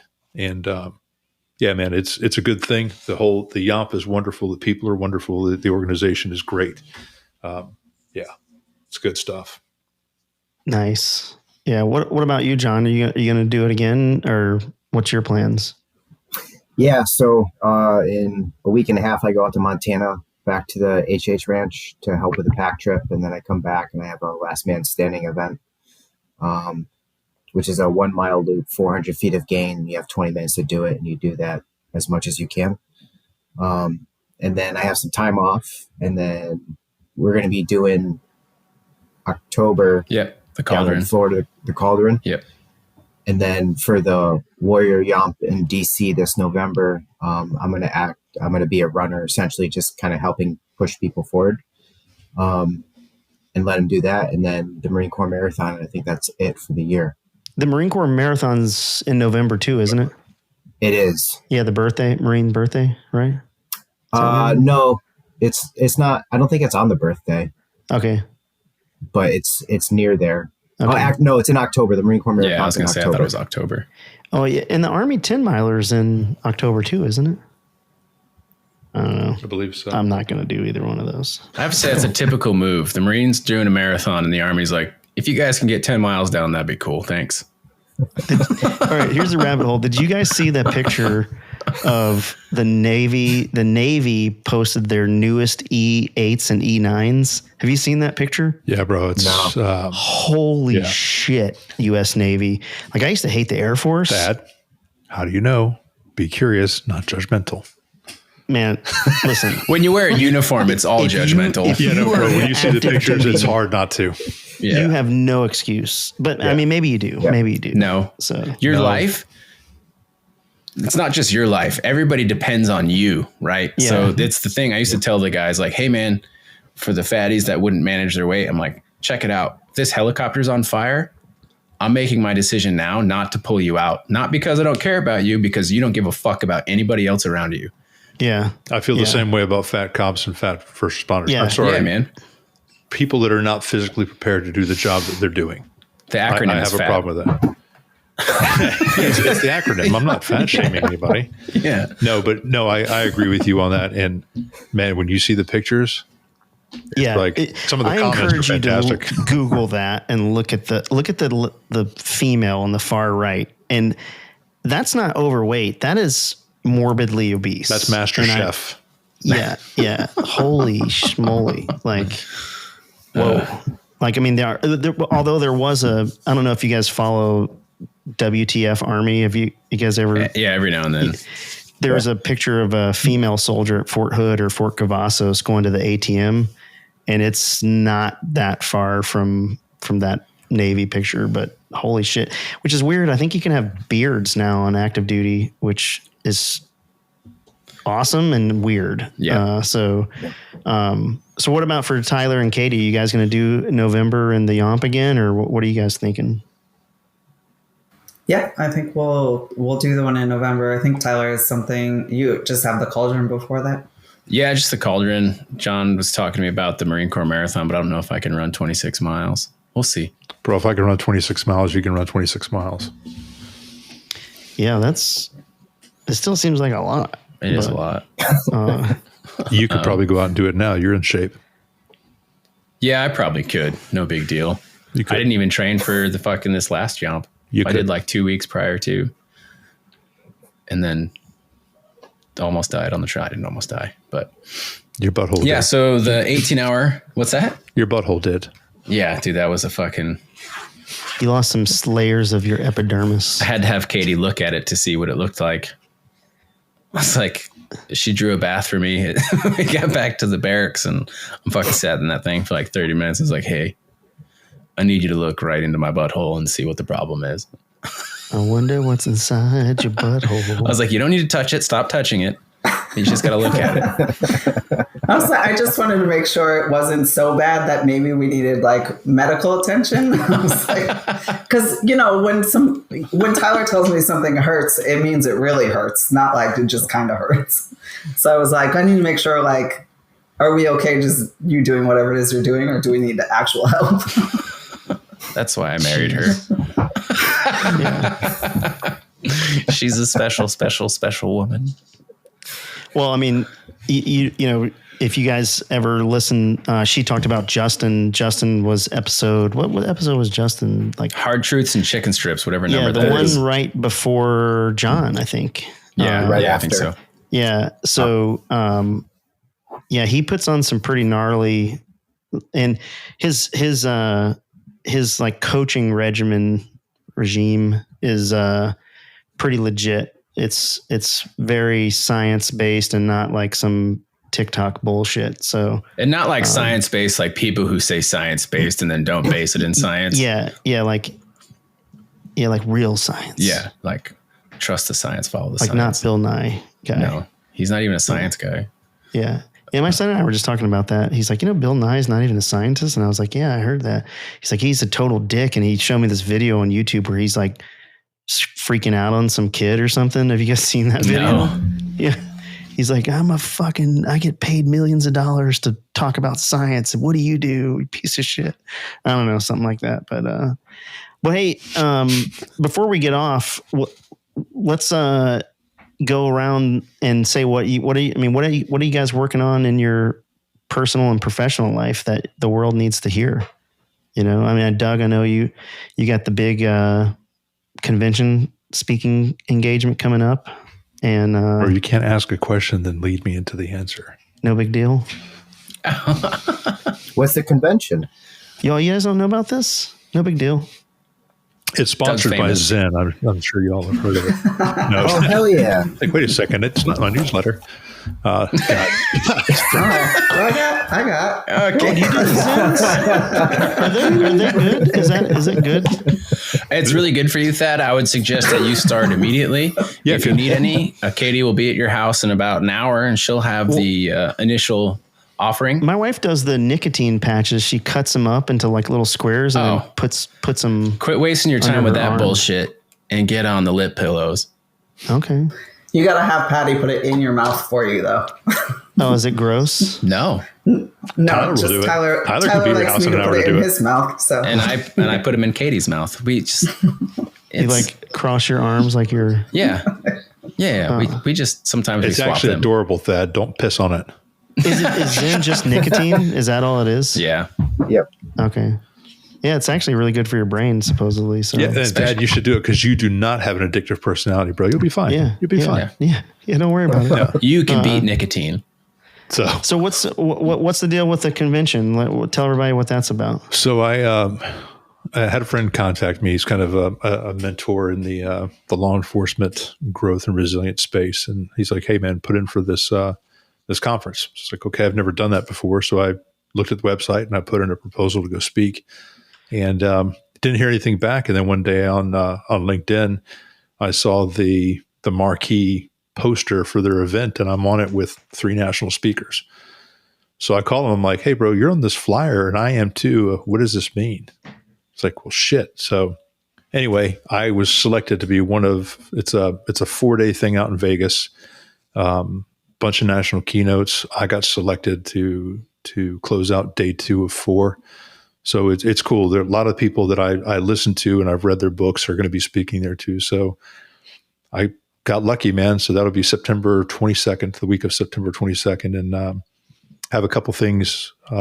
One, Project Lifesaver. They're a company that gives out GPS. Well, that has a GPS program for people with Alzheimer's and autism, people that are flight risk or wandering off risks, and it's a whole big thing, but they've asked me to come in and speak at their conference in Orlando in August. So I'll be there doing that and a couple other things lined up. But most excitingly going on for me this week is from Sunday to Wednesday of this week, I had 7 different people contact me telling me that a video that they saw on my social media or they read my book or heard about my book and inspired them to get help or they want to talk to me about it. And actually one of my old partners, he reached out to me and got him the help that he needed. And a guy that I met on the Police Unity Tour riding bikes a decade ago reached out to me and apologized for not reading my book earlier because he thought he knew the book would tell him what was wrong with him. So, I mean, it's powerful stuff. Amazon has lowered the price because I was giving bulk pricing to conferences and agencies. So they were basically buying it almost at direct prices. Well, they were buying direct prices from the publisher, and Amazon sees that shit. I don't know how they see it, but they do. And they're like, well, we need our share of the market. So you can now buy Hiding in Plain Sight for $8.09 on Amazon. Dude, that's so fucked up, man. But no, it comes out of their end. So either way, dude, honestly, and I'll say this again, if you self-publish a book, you are going to make less than $3 for every copy you sell. Sure. It's not about making money, bro. What I'm trying to do now is to drive this. I went from like number 400 or something in law enforcement. I'm in the top 25 right now. So them dropping their numbers is driving sales. And if I get to number 1, it puts it at the top of the list. More people can see it. More people can get the message. They can get the book now for the price of a fucking cup of coffee. And dude, I think that is so cool. That's what I'm focusing on now, man. I want to get that message out there, and so people will get the book. They'll see the story. I mean, y'all have read it. I mean, it's everything, and that's what I'm pushing for, to push that, to push the podcast, to be on podcast, and to start speaking and try to make a bigger difference and grow while I'm doing it. Yeah, give us your socials and your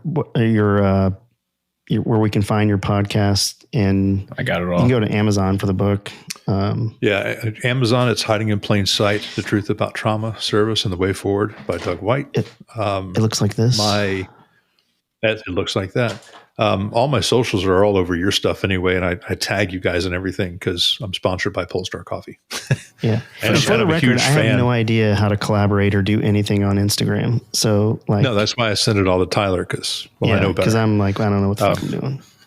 And so Instagram, I'm at tell_this_story, and you can find me on LinkedIn under Doug White. But the Tell This Story podcast is basically on every streaming platform. I've got a YouTube channel.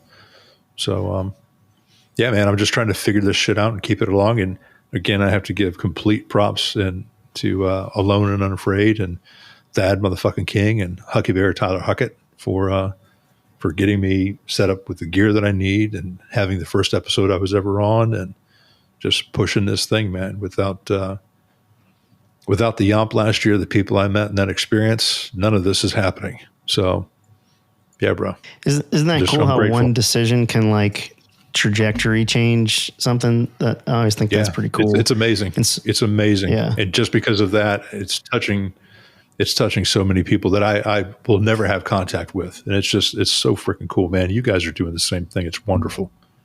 Yeah. John, what's next for you, man? What's going on in the Acifiter, damn it, Fieldcraft. Words. For as big as your brain is. Words are hard.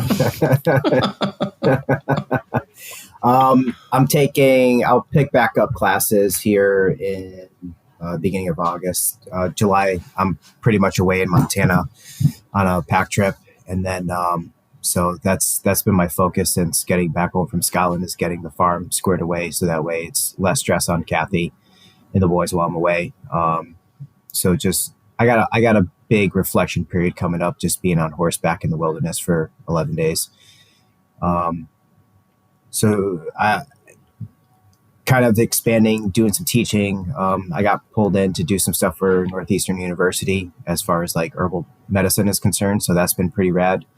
And then just kind of keep trucking along with the classes and getting prepped for the fall. That's my favorite time of year, favorite time to teach. And that's it, man. I mean, it's kind of like just usual day to day is always an adventure in my house.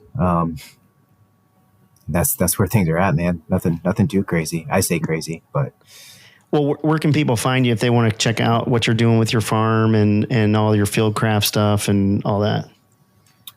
Yeah, so I have a website, accipiterfieldcraft.com, ACCIPITER Fieldcraft. And then on Instagram, it's the Fieldcraft Farmer is the more of like the training side of things. And then the farm page is Wild Roots Farm Vermont. And both those are on Instagram. Yep. And we'll link to all that in the show notes. And I think you're all over our Instagram too. So I especially like the one where you did the cowboy coffee, like in the woods. Hell yeah. That was good. Yeah. Awesome. Yeah, that was our first coffee from Polestar, and it was delicious. Yeah. Yeah. Now, did I get the decaf one yet? Did we do that? I don't. Probably not. I don't know. I've been real busy. Thad. I got a lot going on. He got a thing of Polestar. I forgot to ask him how he liked it. So Cody, he listens to the show. So what's up, let Cody? Us know, let us know how you like the coffee. So only if you liked it, really. Yeah, if you didn't like it, don't mention it. Keep it to yourself. Thanks, Cody. All right, Katie, what's going on with you for the next? I'm sure it's synced up with Tyler a little bit, but what's going on with you? Well, I'm going to take a break from training for a little bit from the Yomp and do something else. But I did actually meet a girl also named Katie while we were out in Scotland. She's the daughter of Mary, who I met when we did the Warrior Yomp in DC last year. Mary. She's the New Yorker, right? Yeah.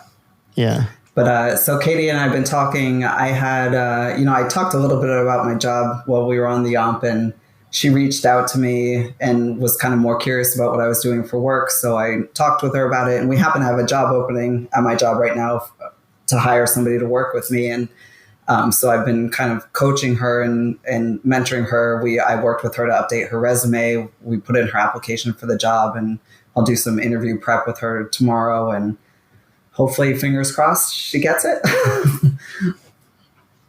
That's cool. That's what it's all about. It's like helping, trying to get people, because why wouldn't you want to work with somebody that you already like? I mean, that's how the world, people think about how you get into these professions and how you get these weirdo one-off gigs. It's by making friends and, influencing people. Well, I think that's super tough when you grow up, right? Because I don't know, just the whole you got so much shit going on in your life that, again, back to the whole AFF thing, like you can really find out a lot of people by sitting on a bus with them for hours on end and walking around another country, especially when you don't have things to do, outside of like the things that you're doing, but you're not like, you're not doing laundry, you're not doing dishes, you're not going to work, you're not paying bills. You're just kind of like, there's idle time there. Yeah. And so you get to really actually meet people. Right. And they're all kind of already from the same vein, right? They all travel kind of in the same direction we are anyway. So it's easier to meet people that way. And then again, if you walk for 29 hours with somebody, you're really going to get to know them. And you just don't get that in the real world. So that's really not only that, is. It's all military people and vets. And, and they're all generally doing something. Everybody had something going on. Yeah. Yeah. And there's no, hey, so what do you do for a living? Or, how big is your house? What kind of car do you drive? Nope. Nobody gives a shit. It's just, who are you? What's your name? I'm so-and-so. Sit next to me. Where are you from? How'd you grow up? That's it. And it is, straight out of the freaking chute. It is just, it's real, man. It's real. Super honest. Yeah, it is, because everybody there is working through their own stuff. And if you're not opening your mouth, you're not going to work through anything, man. So it's just, it really is something you have to be there for. It really is. It's wonderful. I struggle with explaining it to like a civilian, like when I'm fundraising, because, it's a trip to Scotland. Be like, well, yeah, it's a trip to Scotland. It's an endurance event. It's these things, but it's so much more than that. Like it's easily kind of like how Thad equated the Ibogaine to, 40 years of therapy all at one time. Like this trip is also decades of therapy in one trip, but disguised as so many other things. Yeah. Yeah. I think, when you brought up, like you're talking with people and you get to know them, Kevin Gatley, who was, episode 24, who I'm actually now working with, he has this thing where he doesn't ask people, hey, what do you do for a living? Or he says, what sparks you? And so I tried that out yesterday, and I felt a little weird saying that. Like, it's just like not a word I would probably use. But unbelievably, it started a conversation that kind of lasted all night long, because it enables you to like kind of rapidly get to what their thing that they want to talk about. And then lo and behold, one of their things happens to be one of my things. And so you can rapidly kind of intermix instead of like, what do you do for work? You know, because when somebody tells me like, what do you do for work? IT, my eyes are already like starting to roll back in my head. You know, because I just don't. And they know you don't care. Yeah. Right. Yeah. They're like, okay, now I have to go through the gymnastics of trying to explain my obscure job to you when you don't really care. The conversation is going to end at some point, and we didn't get any closer to like cool story, bro. Talking. Yeah. Cool, man. Yeah. Yeah.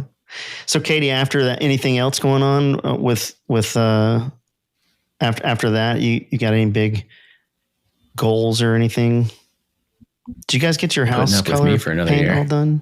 I mean, I guess it's been a year now. So, yeah, all done. Yeah. No, I think I'll keep training with Justin, and then I'll start training for the Warrior Yomp in November, probably 10 weeks ahead of time. So definitely shout out to Justin, because I definitely couldn't have done any of this without his help, for sure. Yeah. Justin's awesome, man. I really enjoyed that one. And that episode is actually, I think, it's one of our top. Right? It's in the top 5. I haven't looked, but and Tyler, what's next for you? You just got back from the flight stewardess course, and now I wear a skirt and lipstick, and I hand out peanuts and soda to corporate executives and people who own private jets. But now you're getting paid for it. Not any more than I was before. Yeah, man, that's it. I'm just kind of fucking. Counts. It is. It's really just. I'm glad I can do what other people can't for this country. You know, that's it. That's good. There's many ways to provide a blanket of freedom, and I found a new way to provide that blanket of freedom to these Americans. I'm not going to use the word hero because Doug takes the whole fucking thing, but some people might say. In classic Doug, I don't like to use the word hero, but Doug also doesn't like it is what it is. So sometimes it just is what it is, Doug. No. There's nothing you can do about it. No. Yeah, you're a dick. Yeah. Can't believe you're born to be one of those things. So I'm like going to enjoy my bowl of ice cream tonight. Oh, hey, Thad, hold on, Thad, before you get to that, we've got him together, me and you. We can now ask him, because I didn't ask him in Scotland. Thad told me that we are in the presence so that we know a regional hero. Oh, yeah. You didn't tell him about this. Tyler Huckett saved the life of an autistic child from certain death, from drowning. Swam out Baywatch style, like the week before the frickin' Yomp, and he didn't say anything to anybody. He made the news here in Tampa. The gig is up, Doug. I listened to the episode. Damn it. Yeah, but probably nobody else did. Probably nobody else did, though. I was laughing my ass off. I even played that part for Katie. Well, it was pretty hysterical. We got a little crazy. Like, you were the only person to find a Portuguese man of war in the Atlantic Ocean, and you got stung by it. I saved a puppy, too. Yeah. No, dude, what's up with that? You see, what happened was... John, did you know about this? I did. I told people are crazy, man. People are fucking crazy. I think the part that upsets me the most about it is just the after action. Yeah, that was what No, me too. The lack of action. Yeah, that's what fucked me up through the whole thing. There was no action from start to finish, and it was just really weird because there was like 3 layers of people before it should have gotten to me, right?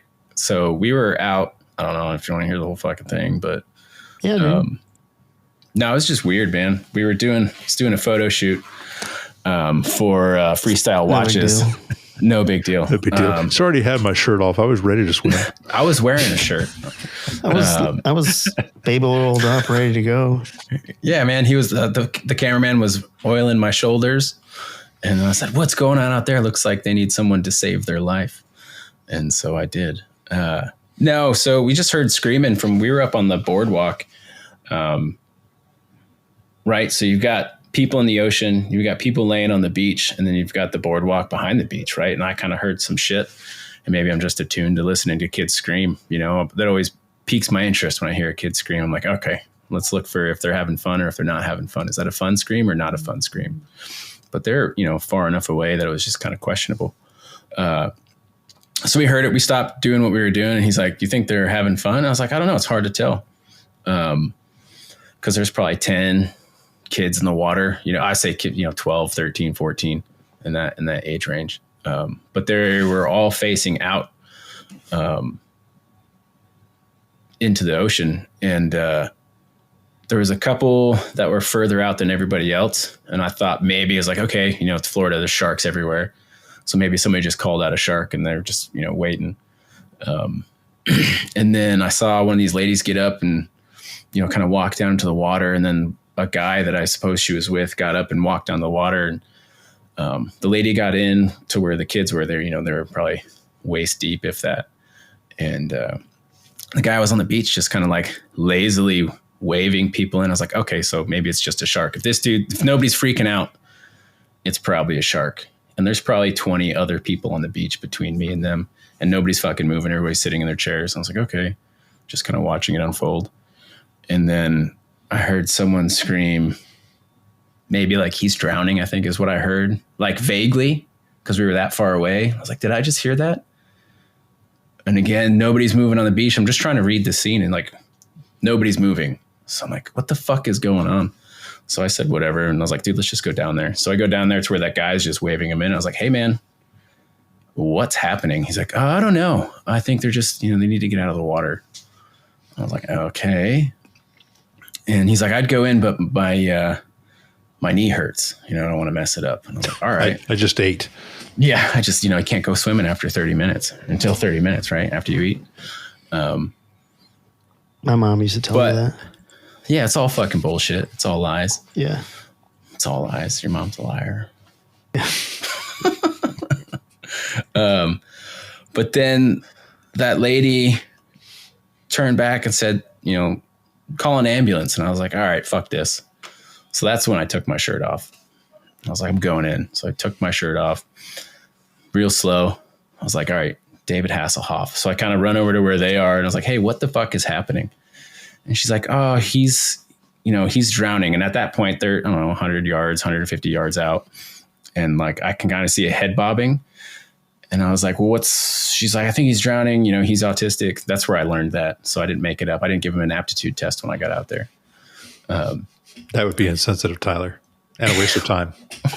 If you want to be saved. Yeah. If you want to be saved, how many fingers am I holding up? I need you to consent to being saved. Yeah. I need you to sign this form. Don't sue me, please. And then this girl turns around and is like, she screamed like, save his life. Somebody save him. And I was like, all right, fuck it. So I was obviously whatever, but I can see this kid out there and I see him going under, and he'll disappear for like 5-10 seconds. He'll come back to the top, put his hand up, and then disappear again. Then, so I was like, all right. So I started swimming out and I had to tell myself to chill. I was like, hey, because I started swimming hard and I was like, well, you got to get back. Yeah, it's like, I got to get back with another human. Mm-hmm. And I've never done this before. So I don't know how the fuck this is going to turn out. And I hope this kid doesn't fucking try to drown me when I get out there, because that's going to be a whole other thing. Anyway, I get out to him. I notice that I get out to him and he goes back under. Grab him, and he wraps his arms around like my neck area. And thank God he just chilled. He just kind of hung on. He didn't squeeze. He wasn't like freaking out. He just kind of was like blue in the lips and just kind of held on. And then I noticed he was wearing fucking sweatpants out in the ocean. Yeah. He's wearing full on like thick, like awesome parenting. Well, with autism, it's like a sensory thing, he probably didn't want to wear shorts. And I was worried about that too, because it's like, okay, well, I don't know what stage of autism this kid has. Carrying. Yeah. It's like a fucking water sail. So I was thinking about that. I was like, man, I don't know, because they hate me. Sometimes people hate being touched too. So like, I might have to fight this kid out in the middle of the water. Anyway, so we swam him back in. I got him to where we could walk, and then he couldn't walk, or he just was like limp. He wasn't like, I'm sure he was exhausted. Yeah. He was a tired little boy. And so the cameraman helps drag him up to the beach. And then I remember him asking the lady, like, hey, did you call an ambulance? She's like, no, he's fine. He can breathe. And she just walked off. And I was like, what the fuck is going on? And there was a couple of girls came over to help us, like girls from that group came over to help. And we're like, hey, man, you got to sit up. Like, let's sit up, breathe, sit up. because he was just limp, and we're trying to hold him up. And we're like, come on. But then, she just walked off to her chair and sat down, like up by the boardwalk. There was no thank you. And again, I'm not doing it for a thank you or anything, but yeah, it was just, was this Melbourne Beach by 192, like where 192 makes that weird turn? Right off O'Galley. So right where O'Galley. But there's lifeguards over there too, right? No, there's no lifeguards at that part. Oh, okay. And then, so we're trying to situate this kid. Some of the kids are like losing their shit. They're upset, right? They just watched one of their friends almost die. So they're losing their shit. They're freaking out. And there's probably 10 to 12 of them in this group. And I hear one of the kids say, like, this is the worst field trip ever. And that clued the photographer dude into, it's like, man, I think this is a foster family. And so we're like, and I'm just trying to put this whole situation into perspective. Like, do we need to call an ambulance? Do I need to get somebody else involved in all of this shit? Because now I'm not focused on the kid. You know, the kids are helping him sit up and all this other stuff. And I'm just trying to like, what the fuck? Now what? And then the dude comes over. He's like, hey, thanks. Kind of gives me like this half-assed handshake, and he just walks off. So neither of the adults that I assume are in this kid's life sat with him or said, hey, everything's okay. You're all right. You didn't drown. Like, life is going to be all right. I'm happy you're alive. None of that shit happened. And so we just kind of like made sure the kid was breathing. He's with obviously the other kids that care for him. And that was it. And then we walked off to go finish up the heroic photo shoot. But yeah, dude, it was fucked People up, are crazy, man. I'm glad you were there. And I mean, you already heard the episode. The freaking cop sense in me was going nutso when I heard that say the part where nobody seemed to care. Dude, that bothers me. I would have been, no, we're having an investigation on the beach. That kid ain't going home with you. None of those kids are going home with you. Right. And I don't fucking know what to do in that situation. But no, then I know again, nobody does. Yeah. Well, because you're not expecting that. Exactly. You're not expecting that reaction. Yeah. I was like, what the fuck? And then some dude that was sitting on the beach, you know what I mean? There was probably three groups with surfboards. You know what I mean? Somebody could have fucking paddled out on a surfboard and grabbed this kid if they were paying attention, and they were 200 feet closer than I was to the whole thing. You know what I mean? And one dude's like, hey man, I had no idea. That was pretty crazy. He's like, good work or whatever. But I was like, yeah, dude, what the fuck were you guys doing? You're just sitting there. Well, they were shredding the gnar, dude. Like, not even. They're taking a break. Like, oh, I'm tired, bruh. I was just out there hitting that 1 foot wave. It's pretty crazy. But that's the other part. Like, outside of the parents, nobody else on the beach did anything. And I think 100% in my head, if I was 2 minutes later, that kid would be at the bottom of the ocean, right? It would have been a different story. If we didn't, and I accidentally turned into that parking lot. We weren't even supposed to go to that one, but I didn't really know where we were supposed to go to that one. Yeah. It was like Thad said, man, it's amazing how these things just kind of set up. Yeah, dude. It was, if we weren't there that day, it's 100% that kid would have died. Yeah. And that's not no like doubt. If he was already going down for 5-10 seconds at a time, like he was well on his way. And the fact that he gave up when you grab a hold of him, generally they'll fight because they're still in panic mode. Yep. Dude, he probably wasn't going to come up again. So I'm glad you were there, man. That's freaking awesome. Even when my kids go surfing, tell me. Yeah, when we can cut when this they go part surfing out. by themselves, I'm like, stay in front of the lifeguard, or at least if there's a bunch of people there, just stand off to the side from the lifeguard, but just where the lifeguard can see you, Right. And and it's here in the Space Coast in Florida, it's notorious for rip currents. Like we'll get some gnarly rip It's like a red currents flag every day out there. Yeah. Yeah. So it's no joke, man, but I'm glad you were there. And there's, me too. I'm sure you felt pretty good about yourself afterwards. You're probably like a little bit of WTF, but sometimes it's okay to get a little like, yeah, I'm kind of a badass today. Like, yeah. It never got there, actually. And I talked to my therapist about it. I was like, you would expect that after doing something like that, you'd feel pretty good about what you did. I was like, but that never came, which was fucked up. Maybe it'll come one day. That's something I'm trying to work on. Not yet. Someday. Not yet. But think about it this way too. And I'm, Thad's the brain guy, but, you spent how many years of your life here at 9? So going from 9 to 10 is not that big of a deal because you're expected to do it day in and day out. So your body reacted the way that it did and received that the way that it's been trained to do.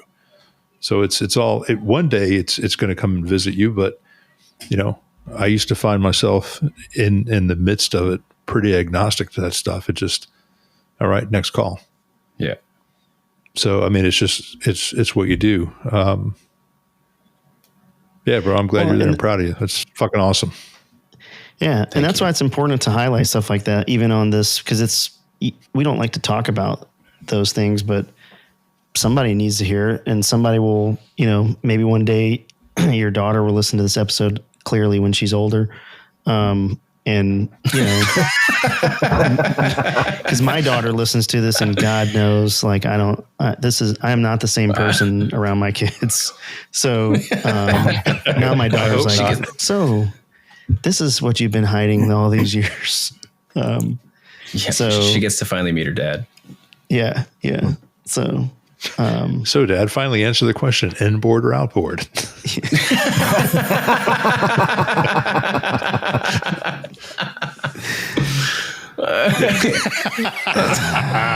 This has got to be video now. Yeah. Well, hey guys, thanks for spending some time with us. We definitely need to do. I think we need to do what would really be cool. And I know that Katie's already talked about this, is we should do a spouses edition, but yeah, that would be cool to do it. It would probably be too much in a group setting, but like if we did one-on-one with, with each of you and your significant other, I think that would be cool. And I think a lot of the spouses out there that listen to this show, which what are we like 20%, 25% female listening? They get a lot out of hearing this kind of talk from dudes. And I think, Katie, that was one of your ideas, is to do a wives or spouse perspective. Oh, yeah. So she's like super smart and super hot. So it's like real cool for me. Yeah. But I just feel dumb and ugly all the time. Well, you are a male model, so like you got to give yourself some credit. And he has way better hair than I do.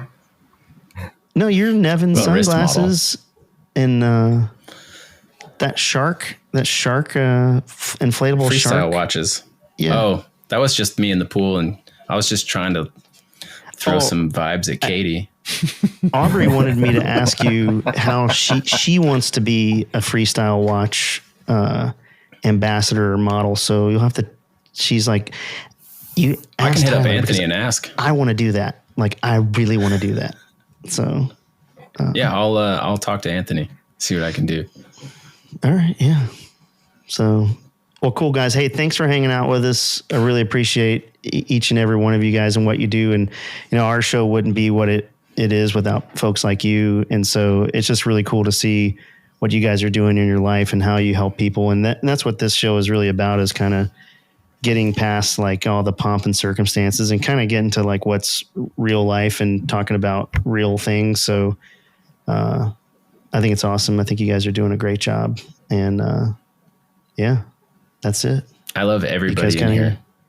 Yeah. I was going to say the same thing, man. Yeah, I said it first, Doug. So no, and that's fine because you have better words than me. But yeah, man, that's true. I love everybody in here. Everybody's got a part in the story, and it's super cool. So thanks for having me. Yeah. Thanks for having us, guys. Yeah, no worries. You guys have a great. What'd you say, Katie? Did you do oh yeah. She's making fun of us. You guys are bitches. We'll have to put this one on YouTube. We should probably do a YouTube channel. Yeah, man. I thought you were going to do that for the last 4 months. It's super easy, bro. I did it. Listen. Super even easy. a Doug can do it. Listen, I am fully embracing the house husband lifestyle. Like, this is awesome. Do you want to borrow my stewardess uniform? Yeah. Well, now I've been Are you wearing sweatpants right now?